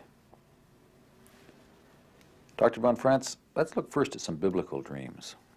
A dream which changed the history of the Jewish nation, the dream of Jacob's ladder. And Jacob dreamed that there was a ladder reaching from the earth up to heaven. And the angels of the Lord were ascending and descending on it. The Lord stood above the ladder and said, "The land on which you lie I will give to you and your descendants. And by your descendants shall all the families of the earth bless themselves. Behold, I am with you and will keep you wherever you go." Quite a prediction, eh? Jacob's dream has been one of the examples which have always been cited by medieval and later authors to justify the taking seriously of dream, and there are some more in the Bible, which were always taken in the Western civilization as proof that God sends dream and that dreams have an important, even they speak of God-sent dreams. They are communications with God. Now Jacob goes to a certain place near Haran, and there, because the sun set, he lies down and he puts a stone as a pillow under his head. And that certain place is mentioned again at the end of the text, that Jacob said, this is truly the house of God, and so on. This is one of the oldest beliefs of mankind, that in the landscapes there are certain places where one has either communication with the upper deities or with the lower deities. For instance, a dark chasm or a hole in the ground is generally by every primitive tribe looked at as to be the entrance to the underworld, where one communicates with the gods below, where the dead disappear into, or the souls of the children come up, and so on. And then other places, in general, especially mountaintops, are places where there is a special communication with the gods above. If you think of Moses on Sinai, for instance, and so on, because on the mountaintops you are closer, so to speak, to the upper gods. That's why Zeus lives on Mount Olympus in Greece, and all the gods live on high mountains, or goddesses. And in a flat country where they have no mountains, it can also be some other special place. Now, Jacob didn't know that this place was a sacred place. He concluded it from his dream. He said, that must be a sacred place I have been, because it has come to me. That touches a mystery which we haven't yet solved. Namely, we project our soul into a landscape. There is a whole soul geography in the world. Every nation and every civilization has a geography. They have generally a place where one communicates with the gods above, a place where one communicates with the god below, a place where there are good spirits, a place where there are evil earthly spirits, and so on. It is as if in original man, his unconscious psyche were spread all over the landscape. In certain places in the landscape, you have a shudder and you have certain experiences. The Romans still knew that. They called that the genius loci, the spirit of the place. And when, for instance, they built a house or they made a garden, then they always put a little statue or phallic symbol up to the spirit of the place. May the spirit of the place be benevolent to me. And if you, with an open heart, still go through a landscape, you will notice that there are places you feel good and you would like to stay, and there are other places you feel somehow uncanny. You don't know why, but you don't want to stay there. You have the same in a house. You see even that your house, domestic animals, have favorite places where they lie and others where they won't go for anything, even if you think they are suitable. One can rationalize it and say it is because there is a cold draft or something like that, but it isn't always. Sometimes one can't find out what the reason is. They just feel psychically good in some places, and we are just the same. We have our favorite corners, and we are angry if somebody else sits there where we want to sit. We are exactly like dogs. But in the landscape, the tribes have the same thing. And so Jacob hit there on a sacred place where his, now talking psychologically, his soul could open to a divine influence through a dream. And he put a stone under his head. And that stone is one, again, of the oldest symbols of mankind, of something sacred. In all most original tribes we still know exist on Earth, and also from all the archaic excavation, and even Neanderthal man and so on probably worshipped stones. Certain stones were felt to contain some sacred powers. And for instance, for the Australian Aborigine, in certain stones the spirit of the ancestor god lives, and if a woman passes those stones, she can conceive a child. The child comes into her womb from those stones. And the same was true. The Germans, old Germans thought that. They thought that the souls of newborn children came out of tombstones on the graves of their ancestors. The ancestors were jumped into the women from there. So the stone is a place of the origin of human life. The sacred is again the eternal man. The stone is something very similar than the star. It has to do with the eternal, everlasting substance of the human being. That was projected into the stone. So with this sacred stone, which is a primitive thing under his head, a kind of fetish, which makes him capable of connecting with the beyond, Jacob goes asleep and the sun sets. The setting of the sun could be interpreted as the blotting out of consciousness. He goes deep in the unconscious, he goes asleep. And in that moment he sees a ladder going up to the sky. Now this famous Jacob's ladder, on which angels go up and down, is the motif of a continuous connection with the realm of the gods.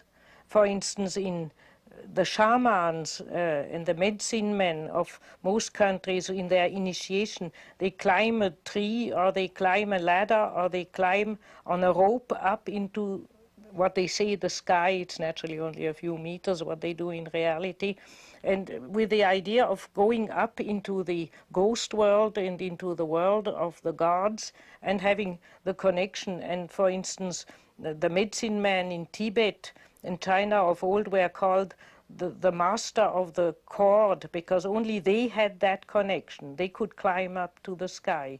And in other places it is a tree or a ladder. It's simply one of the means to go up step by step and have a connection with the divine world. But later, in the Renaissance and in 17th century, Jacob's ladder was interpreted as being the sounds and vowels, or to be the different qualities of the world, or the different numbers of the world. There were all systems which projected into that ladder as being, but the basic idea is a continuous, constant connection with the powers of the unconscious, the divine powers of the unconscious. You could say the dream itself is such a ladder. It connects us with the depth of our psyche, with the unknown depth of our psyche. Every dream is a rung on a ladder, so to speak. And the angels are the messengers of God, so he can receive messages, and there the Lord predicts him the future. That belongs to the historical situation that dreams were mostly attended as means to predict the future or to know the future. And there the Lord predicts Jacob that he and his descendants will spread over the earth, and the Lord will be with them. He receives a confirmation that God is with him, and that gives him the courage to go on. And that's why when he wakes up, he calls this place the house of the Lord, Beit El, and puts a stone there as a mark. The stones have always been marker of sacred places. That's an age-old habit of mankind, and goes on from there. When you use the word God, what do you mean psychologically? Psychologically, I'm using the words anything which impresses a human being as completely overwhelming, so that the genuine reaction one has is to prostrate oneself to the floor, to venerate it, to fear it. It's what is fascinating, frightening, or positively overwhelming in a sort of blissful rapture. Anything which you can say, what sweeps a human being completely from its feet, that is always been called God. Are you using the word gods in the same way? In the same way, yes. Only it means that in polytheistic religions they characterize different ways of being overwhelmed by terror. Then it is, for instance, Shiva the destroyer, or overwhelmed by bliss, then you are overwhelmed rather by Vishnu or so on. But in all polytheistic religions there are always assurances that really all those many gods are one. And when you have a monotheistic religion, like in Christianity, they are secretly more. For instance, we have Trinity and saints and angels. There's always a secret polytheistic. So monotheism and polytheism always interpenetrate each other. Sometimes the accent is more on the one, and sometimes the accent is more on the many who are one. Are the gods alive and well in suburbia? The gods are. The gods are nowadays everywhere where one doesn't expect them, and mostly in the desert. They are, for instance, in the bottle of alcohol, or in the LSD, or in some other addiction. Or the Wotan, the god of rage, is, for instance, in terrorists. A terrorist, generally, if you analyze him, is just dedicated to an overwhelming rage. And the rage has him. He has not the rage has him. So that is his god. So we have an innumerable amount of gods, but because we don't venerate them and we don't look at them, they are mostly nasty. That's why, for instance, if somebody has his god in a brandy bottle, you have to find for him a relationship to a spiritual god. You have to drive out the negative spirit by a positive spirit. In Jacob's dream, angels bring in messages from God. Obviously, people back then believed in angels. But what aspect of the psyche do they represent? Are angels still alive today, or did they all die? Well, I can tell what happened to me and my friend Miss Hannah. We were driving into town, and suddenly she stepped on the brakes so that I flew into the window. And I looked around. There was nothing around. At that moment, a child behind a car made itself loose and ran right in front of our car, but we had already stopped. And I said to Miss Hannah, how on earth did you do that? The child wasn't visible when you stopped. It wasn't yet visible at all. And she said, something in me told me, break it once, break it once. I don't know what that was. Now, historical man would have said, an angel told me that. My protecting angel told me that. It is sometimes as if a benevolent presence interferes with what we are doing. Miss Hannah had no idea why she braked. She just felt like a voice in her ear saying, brake, brake, and she braked. Now, people sometimes fall down from a roof and get caught up by a tree branch, or they have a bad car accident where theoretically they should be dead and they are practically unhurt. And that makes them feel that there was some intentional meaningful agency at work which helped them or saved their lives, a presence, and that it is not just a mechanism because thing does it intelligently.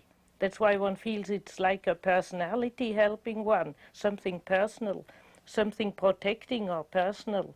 We have also naturally evil angels which can lead us down the road of destruction.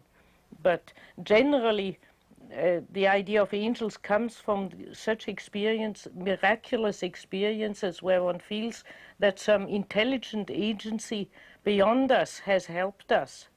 Now, one feels a present. The angel has also sometimes to do with the idea of a double. Most primitive people in primitive civilizations believe that we have somewhere living in the bush or also invisibly accompanying us behind us a greater personality, an invisible double. Now, we would say that's a personification of the unconscious, of the maker of dreams. And if one sees that double actually in reality outside, then it is generally a symptom of death, primitives say, because they think that we are, as long as we live on earth, split. We have a consciousness, a restricted consciousness, which is the thing we would now call our ego consciousness, and we have a greater personality, invisible personality, which lives behind us or somewhere in the bush, and which so only appears at certain moments. And if a primitive is saved in such a miraculous way from an accident, he would think that his double has done it. So the double and the angel protecting angel have a lot to do with each other. It's always the same experience that something more intelligent and greater than your ego is alive in you, and sometimes makes you do things or arranges your fate against your own will and against your own planning. And that is an experience I think everybody has had in his life sometimes. And naturally in higher religions that was then transformed into the teaching that there are angels and that everybody has a good angel protecting him, and sometimes also an evil angel trying to seduce him or her. It is the battle of powers, half personified powers in the unconscious within us, for which we are not responsible and which were understood as messengers with God. The angels have the function. Primitive man thought that God has not the possibility of looking after everything himself, so the angels are his delegates who look after his creatures. Many medieval paintings often show angels as messengers of dreams. They show the dreamer and then the angel bringing the dream down from heaven. Yes, the dream was very often understood as being, so to speak, the angel was understood as being the personified essence of a dream, because you see, dreams also save our lives. Sometimes we have a warning dream, and if we attend to it, we can avoid all sorts of disaster. I, for instance, would never take a flight if I had a disastrous dream the night before, because I think if the unconscious takes the trouble to give me a warning dream, I should attend to it. Our unconscious, and we cannot explain that, but it is a fact that it does know more than we know. That it is as if the unconscious of the human being is expanded into outer nature and has informations which we cannot have. And therefore in dreams you get sometimes warnings or informations about things you cannot possibly know. In Jacob's dream, an inner authority gives him direction for the rest of his life. We talked earlier about how that inner authority can be projected out onto an individual or a great personality. Can it also be projected onto a cause or an ideology? Yes, you can either project on a personality of a spiritual or worldly leader, or it can be an ideology, an ism, or a religious conviction, which you also then look at to be the highest goal and dictating important factor of your life. That is just as possible. That's why wherever you have fanatical beliefs, be it in religion or an ideological system, you have this projected outer star, so to speak, which you follow. Can you give us some examples of leaders on whom people have projected their star? Hitler was a malefic star, so to speak, to whom thousands of Germans followed. And Christ was a beneficent star whom millions followed. There are naturally false prophets and good leaders, bad leaders, and even that history decides, and if one looks closer, even the good leaders have some drawbacks, and it is not so clear, but you have the same when somebody elects a guru or has a too great transference to his psychotherapist or so on. It's always having projected the star, the uniqueness of the personality onto the other, and being fascinated by the person out there instead of following it within. And how would that apply to movie stars? Just in that sense. For instance, a feminine movie star, you see how all the teenagers of the world try to dress in the same way and style their hair in the same way. It is the star, it is the ideal, the feminine personality they would like to become, or therefore they even try to imitate. And the same with male movie stars. That while generally movie stars also start the whole clothes fashion and so on, everybody imitates them. It is, so to speak, the ideal man or the ideal woman they represent. And as the ideal changes, every 5-10 years there are always new stars with a new style which then appeal to a new generation or to other people. And to be a model personality, so to speak, for everybody. Is it a good thing or a bad thing? I think it's neither a good thing nor a bad thing. It depends on what one does with it.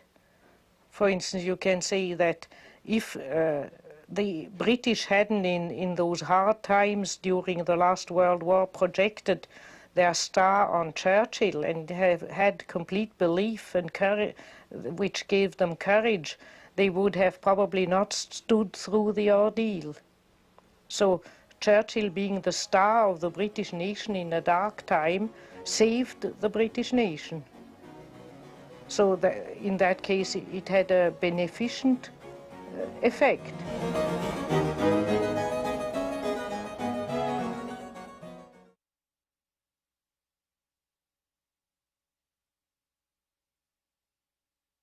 Dreams have determined the destiny of individuals, but they've also altered the fate of entire cultures. Let's look at 3 dreams which determine the destiny of our civilization. Dr. von Franz, first of these I'd like to look at is the dream of a young man who lived in the desert almost 3,000 years ago. He was his father's favorite child, and his father gave him a coat of many colors. He had 11 brothers who were intensely jealous of him. And one day, he told his brothers this dream. Behold, we were binding sheaves in the field, and lo, my sheaf rose and stood upright. And your sheaves gathered round it and bowed down to my sheaf. And then I dreamed that the sun, the moon, and 11 stars were bowing down to me.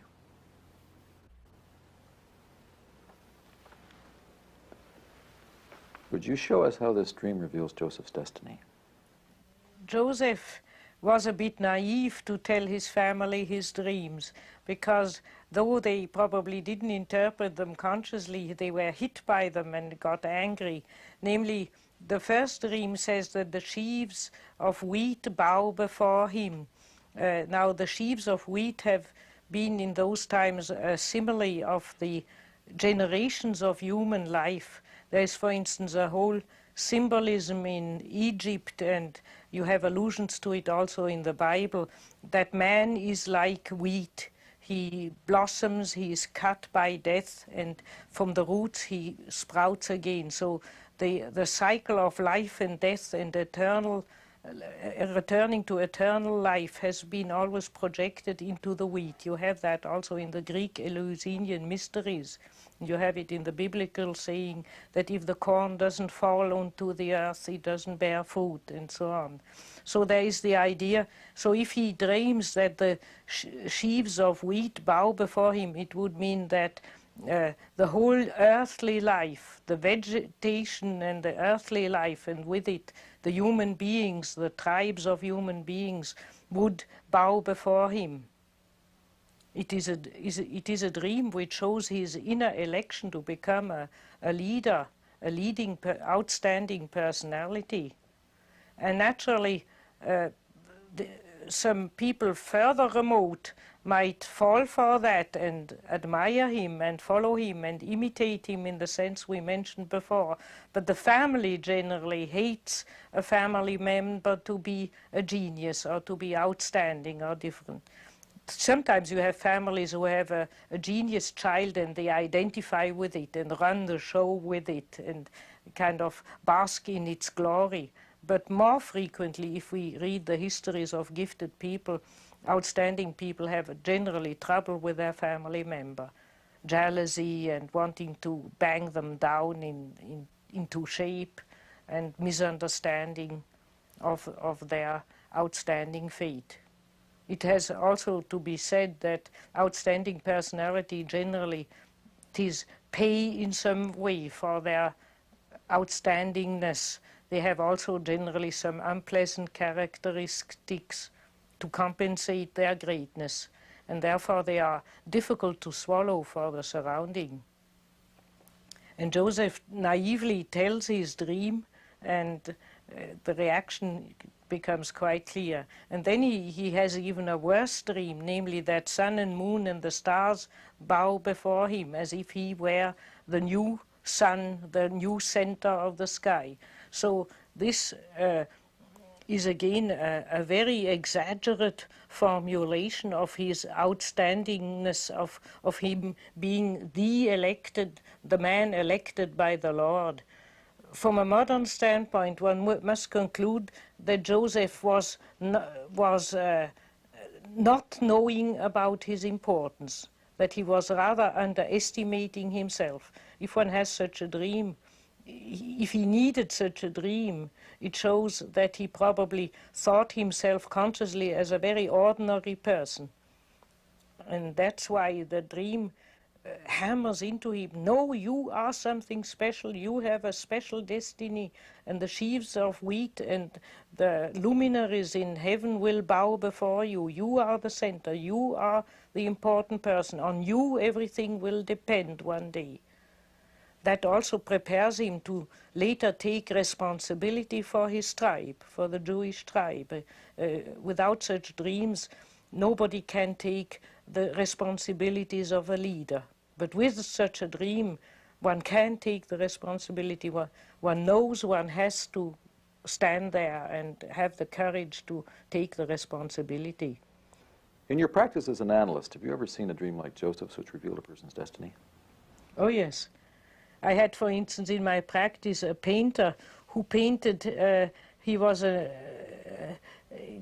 his training was, but also his predilection was, that he painted very accurately outer things and therefore earned his living mostly by very accurate old-fashioned portrait painting.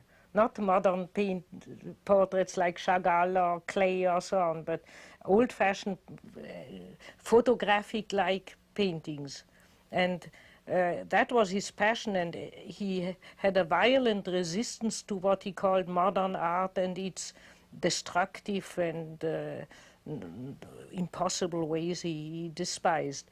And night after night he dreamt that he had to change completely and paint inner things and abstract things.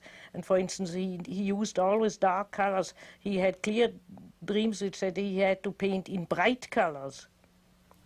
And he had a very disagreeable physical symptom. Among other, he was impotent, and as soon as he began to obey the dreams, his physical symptoms and his impotence disappeared. He was cured by having to change completely his artistic style. Now, that was not a vocation where he had to change profession. He had only within his profession to change completely his way. But you have other people. I have had people where they had to change profession. They had to become writers, or they had to give up everything and do something else instead. That's naturally always a terrible moment of fear and crisis, but what we call a vocation, a call, to have a call to do something, that occurs very often. And quite frequently, the neurosis of people comes from the fact that they don't have listened to their call. Joseph later became quite a dream interpreter. Here's the dream of the Pharaoh, which he interpreted. Pharaoh dreamed he was standing by the Nile, and behold, 7 cows, sleek and fat, came up out of the river and fed in the reed grass. And 7 other cows, gaunt and thin, came up out of the Nile and ate up the 7 fat cows.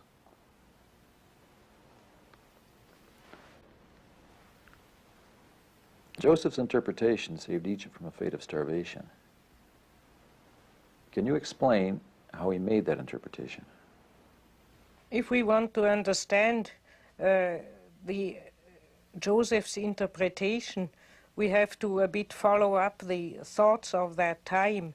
Now, the cow in Egypt was a mother goddess, and for instance, they thought that a heavenly cow covered the whole heaven. A cow was standing over the sky and supported by the god of air, Shu, and on her belly were all the constellations of the star. When you looked up, you really look at the belly of an enormous cow, and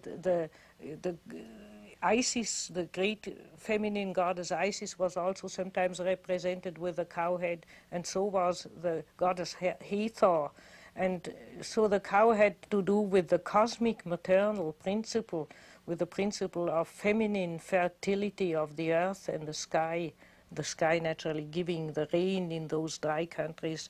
The milk is the rain is the milk of the heavenly cow and guarantees all life.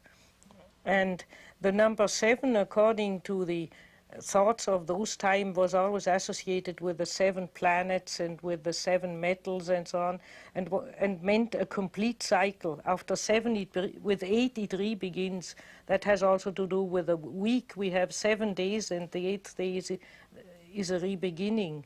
So it is associated with 7 is in the tradition of number symbolism is associated with the symbolism of a complete cycle of time.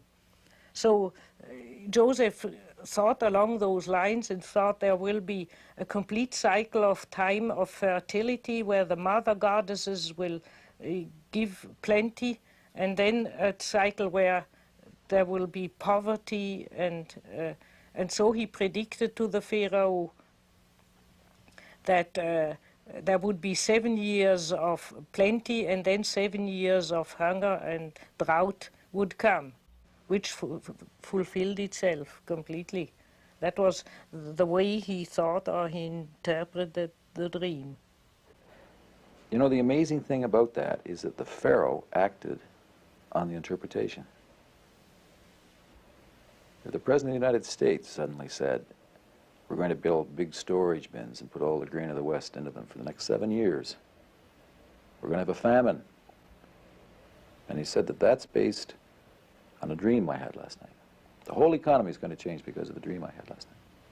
He'd be put in a loony bin. If the Pharaoh came to you with that dream, would you have given that interpretation? Yes, if I knew I have an old Egyptian pharaoh before me in my practice, I would talk in that language. The third dream of destiny is a dream which we all know, but perhaps don't realize is a dream. It's a dream of a carpenter who was engaged to a young woman whom he believed was a virgin. And when he found out she was pregnant, he had this dream. Behold, an angel of the Lord appeared to Joseph in a dream, saying, do not fear to take Mary for your wife, for that which is conceived in her is of the Holy Spirit. She will bear a son, and you shall call his name Jesus, and he will save his people from their sins. Though in the time of Joseph, that was a time people were still inclined to, more than they are today, to believe in supernatural facts. Obviously, Joseph too had his very common and ordinary suspicions against the pregnancy of his wife.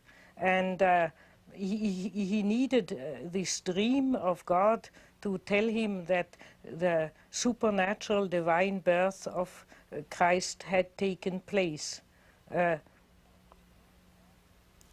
In all religions, the central teaching contains such paradoxes, namely generally something which is right against human experience. It is, so to speak, the essence of a religious saying that it says something impossible. And this asserts the superiority of the spirit over matter. In the materialistic world, there is not such a thing as a virgin birth. But by asserting it is so, the religious saying asserts the priority of certain inner spiritual things above outer material things. That's the meaning, and that's why it's wrong to want to do away with it. And you find the same thing in dreams. Whenever people are too rational and materialistic, then the dreams point out something completely supernatural. I remember the dream of a woman who dreamt that she saw on the floor a little mechanical animal made of diamonds, but which was alive and walked around. And she consulted Jung about it, and he said, that is to prove to you that the impossible is possible, that you are still too rational, you think such a thing cannot happen. You are not open to miracles. And there are miracles, there are in the realm of the psychic realities, miracles can happen. And that the dreams assert generally by asserting the impossible. And say, look, you think that's impossible, and just that does exist in the realm of the psyche. It doesn't exist in the realm of matter, but it does exist in the realm of the psyche. And Joseph also needed the angel, a messenger from God, to, in a dream, tell him that Christ was born in a supernatural way, conceived by the Holy Ghost, which is how most heroes, mythological heroes and heroes in different religions are born. The virgin birth is not something unique for Christ, but most supernatural savior figures are born in such a way, or conceived in such a way. And Joseph, according to the spirit of the time, took that completely literally and accepted it, and stood up for the Virgin Mary and accompanied her and protected the child and carried all the difficulties for her without ever wavering in his faith, because naturally one can imagine that the people in his surrounding talked quite differently about these events. So it shows again how here the dream unites certain people into a common action. And that was the dream life is a community promoting factor. If people attend their dream, some people always think if one attends one's dream, one becomes a solitary, lunatic, funny kind of autistic person who follows his own dream in an asocial way. But that is not true. Very often dreams order us to relate to somebody or something, which doesn't occur to us at all in consciousness. And so the dreams create social bonds and new social behavior, just as much as they sever sometimes old social ties. But this dream is not at all an asocial phenomenon. And that you see here, that Joseph, who might have turned against his wife and been destructive to her, through the help of a dream, completely changes his attitude and supports her throughout her whole life. You've written about other cultures in which the dream plays an important social role. Can you tell us about those? Many so-called primitive tribes, I don't like the word primitive, but let's say people who still live in a natural surrounding and have their own natural culture intact from white influence, those people rely very much on their dream. There's this famous tribe of the Senoi who educate their children to relate their dreams from early age on, and every dream is discussed in the family and the tribe and interpreted, and one can say that practically their whole social life and behavior is oriented towards and based on their dreams and their way they interpret dreams. Or for instance, there is an Australian origin tribe who have a festival, Kunapipi, which lasts 30 years, a whole generation. Every year part of the festival is performed. And at the end of each part of the festival, they assemble the tribe and they ask who had dreams about the ceremony. And then they discuss the dreams, and if there are propositions in the dreams to change the ritual, they change the ritual, so that the ritual always corresponds to their inner dream life, or that their inner dream life always has a say about their religious ritual. In Canada, the Iroquois Indian tribes took their dream seriously. In fact, one of the massacres of the Jesuits was a result of a dream. they also, some of their prophets foresaw the disaster of their community in dreams. And they tried to defend themselves as well as they could. And they also told the white missionaries who tried to destroy their faith as superstition, they told them their dreams and to prove the reality of their spiritual experience. So I think the writer of this thesis says that one should now study many more primitive societies, and one will probably discover that this is true for most primitive societies. But up till now, ethnologists haven't asked about it, and then they didn't tell about it much. I mean, one has to go for these themes before finding out. But it looks, from all we can know now, that most primitive cultures and societies heavily rely on dreams. Also in China, they always had, I just read a paper the other day that still in the streets, even now in communist China, there are specialists to whom you can go and have your dream interpreted. They are different, they are kind of medicine men, sometimes a bit charlatans, and sometimes very serious people, who interpret the dreams to people in the street. They go up there and they pay something for having their dream interpreted. And from the interpretations I have read, they sound most modern. Those men, Chinamen, are very good psychologists, and they have intuitions about the dreams of people which would completely correspond to what we would say. What can modern psychology learn from the way in which primitives relate to their dreams? That in general primitives are less technologically and rationally oriented, and therefore have a more natural outlook on life and on death and on their own inner life. They are better related to their instinctual life, as long as they are not disturbed by our technological civilization. And therefore we have the urgent need to return to a similar way of life. They can show us by their more natural and more wholesome reactions what we have lost. We have to become too lopsidedly intellectual, and therefore that's why we don't relate anymore to our dreams, or we think in waking up our dreams are silly dreams or absurd dreams or nonsense. That's our first impression. While the primitive man who has more symbolic thinking, and generally also through his tribal traditions, he has more mythological and symbolic knowledge. He has a better relationship to his dreams, and that means he has a better relationship to his inner life, to his instinctual life. Is that part of the role of the psychoanalyst in modern society? To reconnect the individual with their instinctual inner life?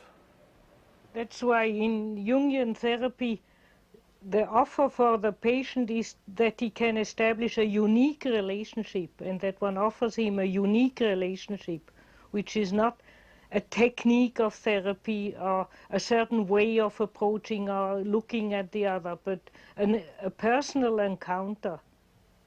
And that's why Jung said, forget all psychological theories when you meet the patient. Just meet him with your heart and your mind as a unique human being. And then it doesn't become boring. Every encounter is an adventure. And what role does the dream play in this? The dream does that. Among the over 60,000 dreams I've interpreted, I've never met two same dreams. The dream is always unique and comes always uniquely at the right moment, at a certain moment.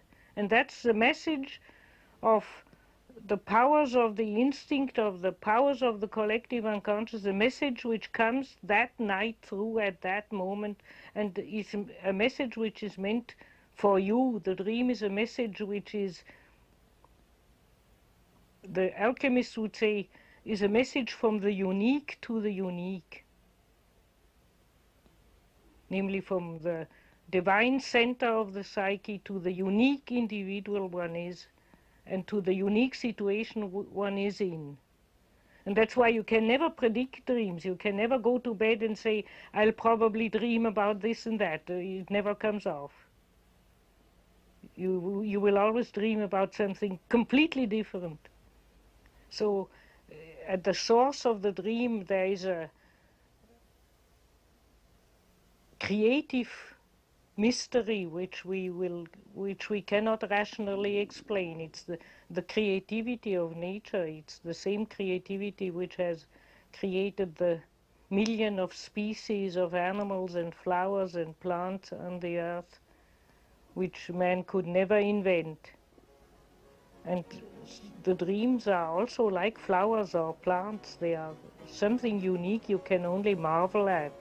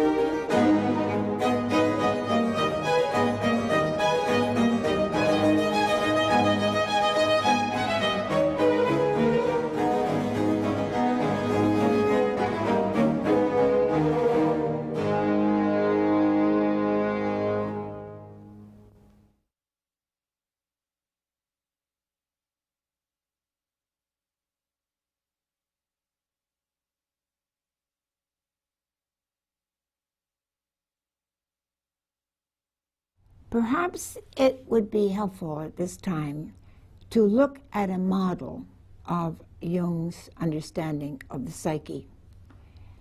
Remember, this is only a general format. Every person is individual in their actual dreaming and in their actual process. But this is how he saw the general pattern. If we take this circle as the self, that includes the known, the unknown, everything. And if we hold this line as the threshold of consciousness, by threshold I mean it's that space when you're waking up, when you just come over into this world, or you can fall back into sleep. Here is the unconscious, here is the so-called world of consciousness. Between those two is this little tiny ego, tiny little thing. And yet all of our world, our reality, moves through that space. It's partly in the unconscious, partly in consciousness. In the unconscious, as Jung understood it, there are these floating islands in this vast sea. And these are known as the complexes. They are energy centers, and they have at their core what he calls archetypes. And those archetypes are immense energy, divine energy, that have the power to knock the ego right out. They also, however, are essential to human beings in that it's from that archetypal world that poetry, music, all the great arts come. And of course, religion is from that space. Now the complex comes into action when something out here in the ordinary world attracts it. I'll use an addict as an example because it's so clear with an addiction. Supposing I had no loving mother. Not because she didn't love me, my mother, but because through her generations behind her, she didn't know how to look at me as I was, or at me as, she saw me as she wanted to be, but it wasn't my reality. So somewhere along the line, I developed a craving for sweetness, a craving for nourishment, for life. I happened to put this onto chocolate or any other food that was sweet and could give me that feeling of being loved. So I see the chocolate. I want the chocolate. If I have a weak ego, the ego cannot tell me, no, you shouldn't have any more chocolate. So I come past the ego and go for the chocolate. I go right up through that unchallenged line. Supposing I try to say to myself, I won't have the chocolate. It may be that the archetype will say, I will. And I don't care what you think, what your ego wants to do, I want the chocolate. I've always had the chocolate. I always will have it, and I will go direct to the chocolate. The ego has been wiped out, and we are really in a complex situation. From the Jungian point of view, this is a very dangerous space to be in, because the ego has lost its power, the complex is taken over, and the archetypal energy is at work. Now, in a well-working psyche, the ego is strong enough to hold that complex in abeyance. And yes, let it develop, let it mature, but not to allow the archetype to take over. The archetype will be more powerful than the ego later on. When, for example, you have an ego strong enough to write, well trained that it can play music, and the ego can be forgotten while the archetypal energy is moving through. Or in prayer, for example, the ego is out of the road, the prayer is coming through. The archetypal energy is essential to life in the dimension that we as human beings relate to it.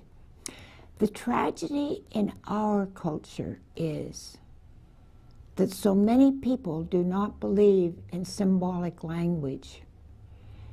And so they try to satisfy a spiritual yearning with a physical food or alcohol or drugs or silk underwear, whatever the addiction is.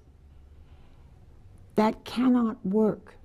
There is no satiation point for a spiritual longing by physical means.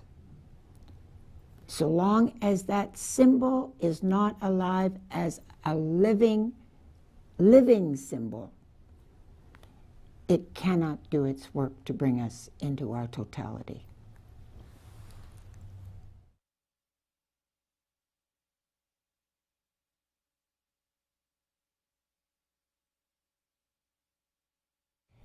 This series is really a short course in Jungian psychology. We start out with an understanding of the shadow. In Jungian terms, the shadow is the same gender as the ego. It is the part of us that we do not know. It's in the unconscious. And we must remember, unconscious means unconscious, not knowing. There's something that wants to come through, tell us something, and we must recognize that every dream is giving us something new from the unconscious.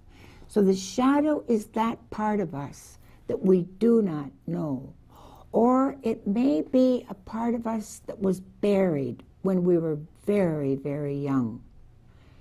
For whatever reason, we didn't have a chance to live that side. We were shamed for it. We were humiliated. We weren't in our own peer group. And so we stepped away from it and buried it and hoped we would never see it again. The other side of the shadow is the bright, creative, full of vibrant life shadow.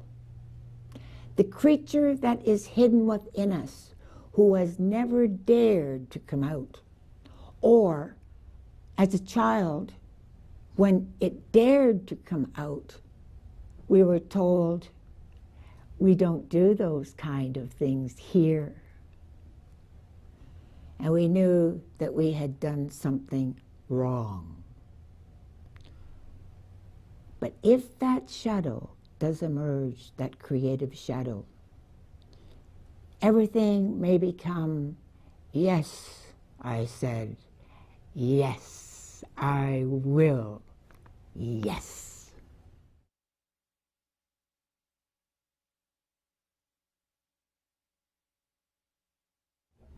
Physical energy works like psychic energy. For example, if we take these two little magnets, and I have the like poles, and I'm trying to bring those poles together, they absolutely refuse to meld. If I bring the negative, it's instantaneous. They automatically want to clip into each other.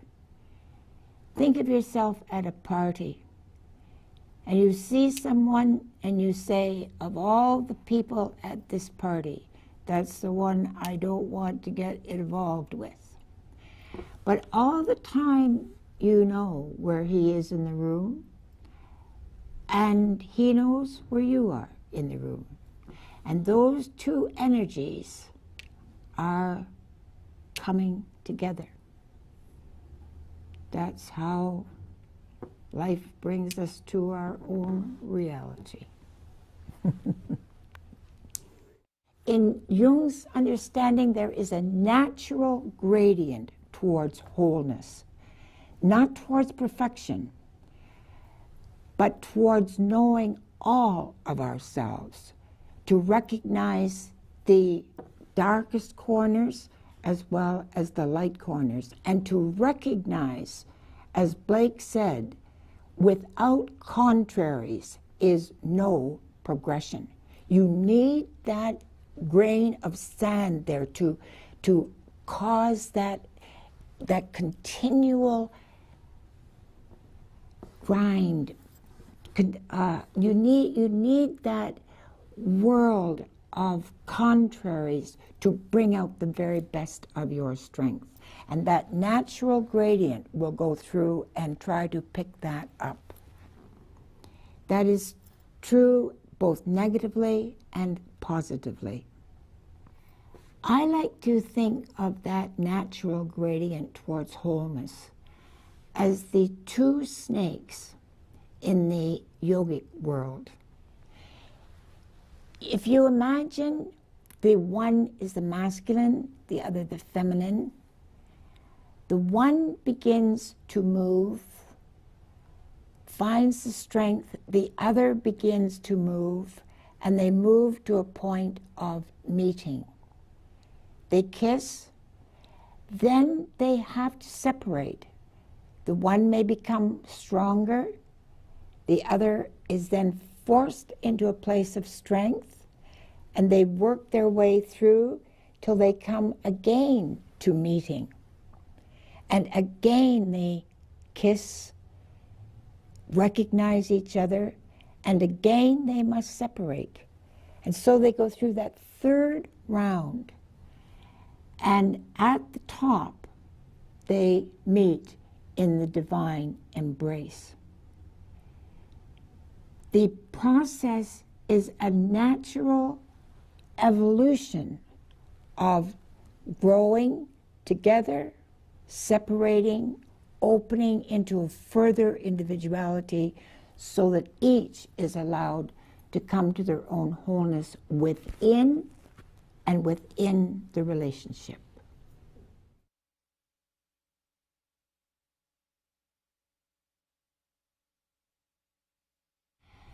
And now we are going to look at the structure of a dream. I think it's very important to realize that the archetypal structure in narrative is the same in a simple dream as it is in a classical play. It is in us that structuring of the archetypal energy. Take, for example, Macbeth. Very simple plot. We have the introduction, the rising action. I'm sure you all learned this in grade 12. The climax, the denouement, and the end of the dream is the lysis. That little part on the end that tells us where the energy wants to go. There are 5 parts to a classical play. And if we could remember the entire dream, there would be 5 parts there, but very few of us can remember them. Most of us just get the lysis. But that is very, very important, as you will see in a moment. In the introduction, we are given the characters, the plot, and the setting. We see that there may be some kind of conflict developing even in the introduction, but it is highlighted as it moves through the rising action. 2 conflicting energies begin to meet. Then they come to the climax. And something happens there that turns the energy of the play. So you begin to see whether the outcome is going to be good for the hero, quotation marks, or whether he is going to be destroyed. For example, Macbeth, everything seems to be going on his side until he gets to this climax. And Macbeth makes a decision. And here is what he says. I am in blood steeped in so far that should I wade no more, returning were as tedious as go o'er. Strange things I have in head which will to hand, which must be acted ere they may be scanned. That is his decision, and the rest of the play is the outcome of that decision. It is a tragedy. So that tragedy begins to develop in what is known as the denouement, and gradually he comes to the place where he loses all. His head is taken off. In the lysis of the play, we know that there's going to be a new king. We know who that's going to be, and the hero is dead. Now, in a dream, this lysis is terribly important. Let me give you an example.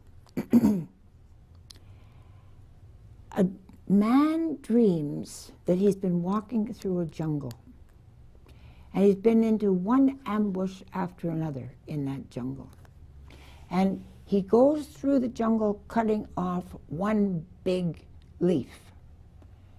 steps through. He has no idea where he's going. But he just keeps cutting off one leaf. And gradually he comes to a river. And he is so happy to be at the river. Finally, he's finished with the jungle. He looks across the river, and behold, there's a jungle on the other side. That does him in. He can't go any further. And then he realizes that somebody has been cutting through the jungle on the other side, coming to meet him. That divine presence has been coming through on the other side, and so he has the strength to go on. The lysis will carry the energy into the next place of action. Often we only get the lysis of the dream, but if we get even that, we know where our energy is trying to go.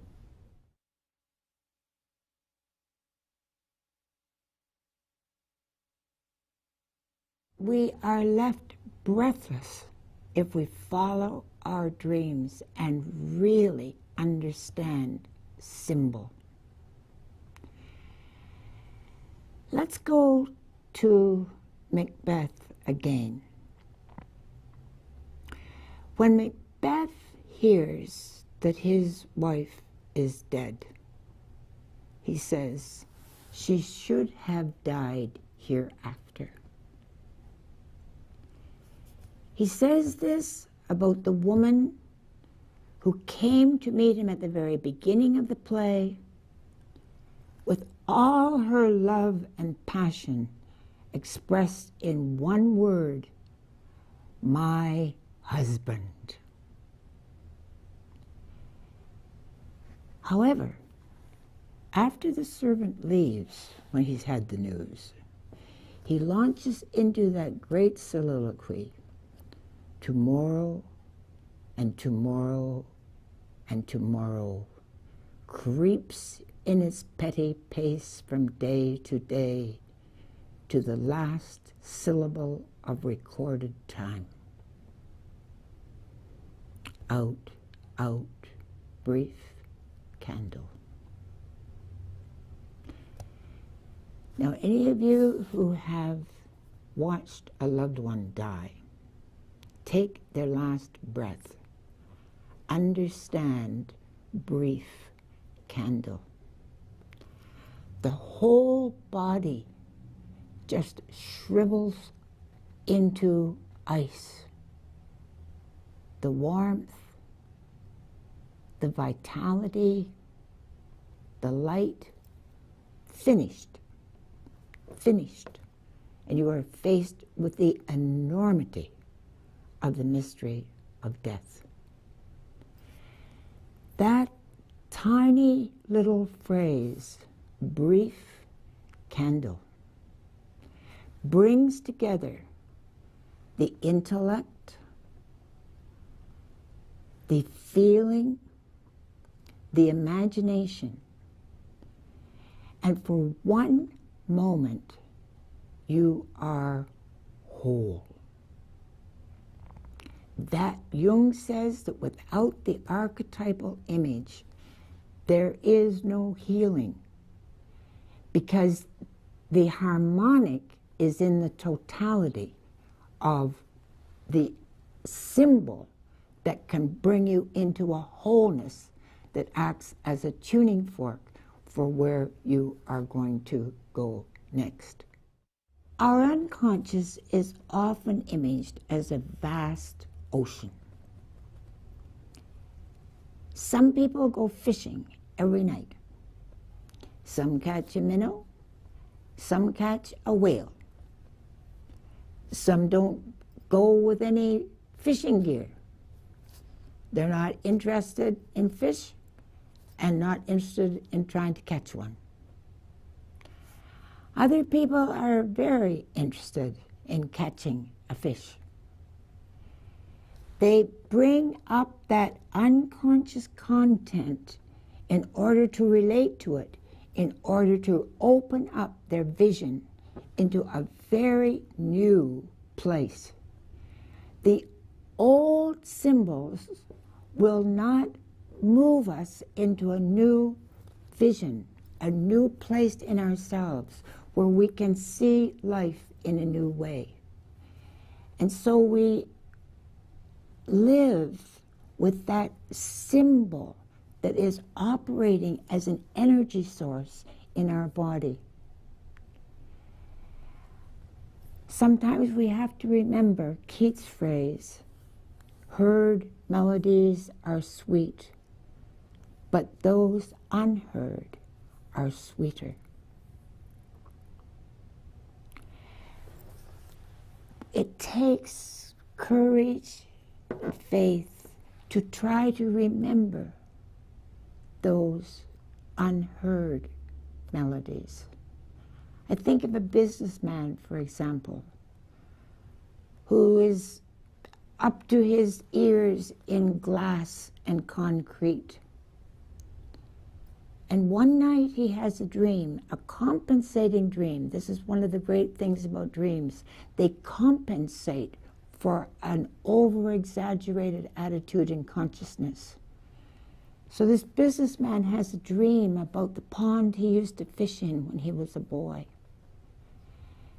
And the trilling of a bird brings him into a place in himself where he can hear those songs, those unheard songs. Can he sing that song? Dare he sing that song?